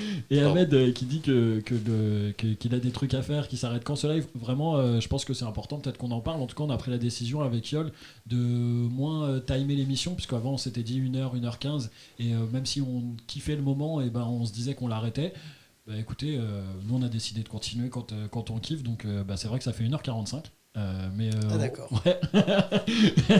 Donc je pense que Jean Cassefet a déjà fini de parler, mais nous on est encore là. Donc voilà. Foutre le souk et tout le monde est corda. Et il y a Khalos qui t'envoie beaucoup d'amour avec un smiley, aussi, avec un émoticône comme ça. Moi aussi, Khalos. Donc voilà. Mais je te laisse reprendre la parole, Yol. Non, bon, on va conclure. Hein, 1h45. 1h45, c'est bien. Ouais, désolé. Je fais des très longues phrases. Des très longs postillons aussi. des gros, quoi. Non, Mais on est bien, là. Hein. On peut rester en live. Hein. Si Pierre nous commande à manger. Allez, c'est parti. Faire à manger. Faire à manger. Non, mais en tout cas, j'ai trouvé ça très intéressant. Je trouve que tu as su nous raconter un peu, pas ta vie, mais des passages de ta vie, tes passions. J'ai trouvé ça très intéressant. Je pense que tu t'es bien livré, en tout cas. On se rend compte un petit peu de qui tu es. Et, même si t'as une grosse voix, tu prends beaucoup de place à l'image, t'as l'air d'être quelqu'un de sensible aussi. Pas que à l'image. Non, mais t'as l'air d'être quelqu'un de sensible et c'est intéressant de voir cette face-là aussi. Ah bah écoute, avec plaisir. Je me suis livré, j'en ai gardé sous le pied. Parce que je serai là dans la saison 2. Quand même, hein, faut pas oublier qui a inventé ce concept. Mais non, mais écoute, j'ai essayé de jouer le jeu, c'est pas facile et je me rends compte. Du coup, j'embrasse fort Lucie, Elisa et Juliette qui ont dû se prêter à ce jeu très tôt et très vite, sans y être préparés. Et c'est un exercice pas simple, vraiment. Tu vois, par exemple, c'est dur de te répondre à toi alors que la question vient d'ailleurs, enfin, entre autres. Mais voilà, j'ai essayé de jouer le jeu. Si j'ai apporté des réponses à quelques questions qui se posaient, tant mieux. Ça continue de répondre à quelques-unes que moi je me pose. Donc je me suis bien servi de vous. Génial. Et bah, Pierre, tu as un petit je vais dire un petit mot avant que tu conclues. Merci à toi. Avec plaisir. Merci à vous les copains. Vraiment, c'est toujours... ouais, c'était bizarre ce bégaiement. C'est toujours pas compliqué, mais différent d'appréhender une émission comme celle-ci avec quelqu'un qu'on connaît depuis un moment, etc., avec les enjeux que ça comporte et notamment le fait qu'on se connaisse, mais aussi le fait qu'on ne veuille pas juste se parler entre nous, sinon on se parle entre nous et on ne met pas des caméras et des micros. Donc voilà, notre idée, je pense qu'il y a un truc un peu en lien avec ce que tu racontais de l'écriture, etc., de parler aux gens, mais de parler de soi et de parler avec ce qu'on a envie de montrer. Et voilà, et donc l'idée vraiment, l'émission d'aujourd'hui me fait très très très plaisir. Toutes celles d'avant aussi, c'est vraiment pas un objet de comparaison que je suis en train de dire, mais parce que il y a eu plein de moments vraiment, il s'est dit n'importe quoi. Et bref, il y a eu des mensonges qui ont été dits à mon encontre. Et ça, vraiment, je ne laisserai plus passer. Mais il y a eu aussi des moments plutôt... Pénible, hein. Il y a eu aussi des moments Pas assumer. différents avec des trucs un peu plus... des choses un peu plus intimistes, pardon. Et je pense que c'est pour ça qu'on a pensé l'émission. Donc voilà, on se pose sans cesse des questions sur savoir comment on doit faire, si on doit faire différemment, etc., comment on doit communiquer. Enfin, voilà, nous, nos têtes à Yol et à moi, en tout cas, je parle pour ma part, ça bouillonne pas mal par rapport à cette émission parce que c'est un espèce de nouveau challenge aussi pour nous. Tu parlais de tes bluffs, nous, notre nouveau challenge, et voilà, c'est un challenge à 2 qu'on s'est lancé, c'est cette émission-là.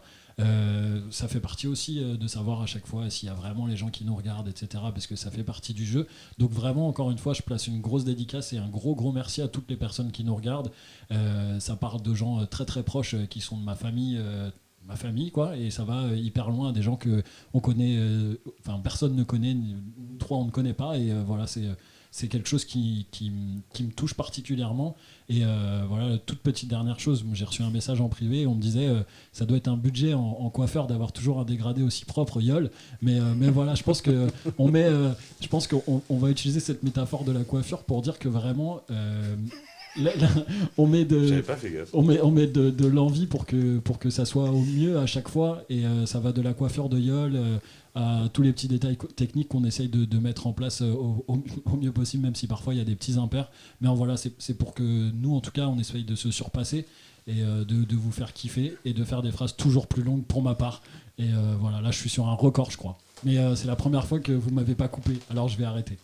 Ah non, mais moi je suis ému, mais ça me donne aussi envie de prendre la parole parce que franchement, ce que tu as dit, je suis totalement d'accord. Et en particulier, c'est vrai que cette émission, pour moi, elle a une saveur un petit peu spéciale parce que tu t'en souviens, il y a 15 ans, ma maman, à qui je fais de très gros bisous, m'emmenait à des soirées slam où tu étais. Et à cette époque, j'étais fan d'un slammer, je sais que t'aimes pas ce mot, mais j'étais fan de Ozarm, dit Oz. J'étais fan de toi, donc à chaque fois que tu faisais un texte, j'avais les yeux qui brillaient. Parce que t'étais un petit cochon. Non, mais vraiment, c'était quelque chose pour moi où, dès que tu faisais un texte, je me disais, ouais, il a une écriture qui, je sais pas, ça me faisait kiffer, ta grosse voix, etc. Je me disais, ah ouais, il a quelque chose qui me captive. Enfin, je me souviendrai toute ma vie de ton texte, Ma tasse. Je sais pas si c'est ça le titre de ce texte. C'est ça. Et donc voilà, c'est vrai que maintenant, t'avoir en face de moi et te faire une interview, c'est un truc qui est fort pour moi. Je sais que c'est fort pour ma mère aussi parce que je lui ai dit que je te recevais. Et on l'embrasse. On l'embrasse très fort. Et voilà, elle était fière de moi. Et voilà, ça lui fait drôle de voir ça des années après. Et un très grand merci à Pierre aussi parce que c'est lui qui m'a permis d'être aujourd'hui dans cette émission, qui m'a permis d'être présentateur, animateur, je ne sais quoi. Parce que Pierre, quand je lui ai dit « j'aimerais qu'on fasse une émission », il m'a dit « on l'a fait ». Voilà, il m'a juste dit ça, il m'a dit « ok, on le fait ». Et voilà, donc un très grand merci à toi Pierre, un très grand merci à toi Ozarm. Et c'est ça qui est cool, c'est de se dire déjà, merci pour tous tes compliments, mais c'est de se dire on a envie de faire ça, on le fait. Et voilà, moi je vous souhaite plein de succès. Et j'espère qu'un jour, tu intervieweras des gens avec beaucoup plus de fanbase. Mais voilà, continuez à bosser, continuez. Je sais pas quoi penser de l'émission qu'on vient de faire, mais moi j'ai passé un très bon moment et c'est cool. Nous aussi, je pense. Accueillez les gens comme ça. Et pour la grosse voix, faut juste boire de temps en temps un peu de whisky. C'est tout. Génial. Si Pierre, tu n'as pas de dernier mot, Un tout petit dernier, j'en profite, c'est pas une demande, mais une proposition que je fais à tout le monde dans le live. Si vous avez des idées de personnes que vous trouvez... j'ai du mal un petit peu à définir, mais pour toutes les personnes qui regardent l'émission, je pense qu'il y a un espèce de trait commun à toutes les personnes qu'on reçoit, quelque chose d'humain, artiste ou pas, mais en tout cas qui veut bien se livrer et qui a envie de raconter avec des anecdotes et un peu... je sais pas, d'ouvrir son sac à dos et nous en donner un peu, et voilà, nous on prend ce qu'il y a à donner, mais en tout cas voilà, on est tout oui, on dit comme ça, tout oui ou tout oui? Non, on est tout oui. On est tout oui pour toute proposition. Parce qu'en fait tout est un adverbe dans cette phrase là, alors que non, pardon. Ouais, je t'écoute, moi il écoutait vraiment. T'as vu mes yeux? Ça s'est vu dans mes yeux que j'écoutais. Mes yeux écoutaient plus que mes oreilles. Ouais, et ben voilà. Donc si vous avez des propositions... Moi je veux voir une femme dans l'émission, les copains. On aimerait. Absolument, la parité. Donc du coup, je veux voir, si je ne m'abuse, 5 femmes de suite dans l'émission. Non, mais je sais pas, une sportive, une influenceuse. Tu sais, quelque chose qui est loin de ce que moi je pense connaître du monde. Quelqu'un qui maîtriserait les réseaux, le marketing d'aujourd'hui, etc. Ça pourrait être cool. Si vous trouvez une humaine en plus. Non, mais elles sont humaines. Non, mais... Weshden, je veux Weshden dans l'émission. On veut Weshden. Je veux Weshden dans l'émission. On veut Weshden. Moi, je veux d'abord Ayana Kamura et après. Vraiment, je paye tout si vous avez Diams dans l'émission. Ok, tu payes. On va tenter. On va tenter, le hein. dîner d'après. Enfin, je sais pas, il y a un dîner, j'espère quand même. Je suis pas venu. Tout.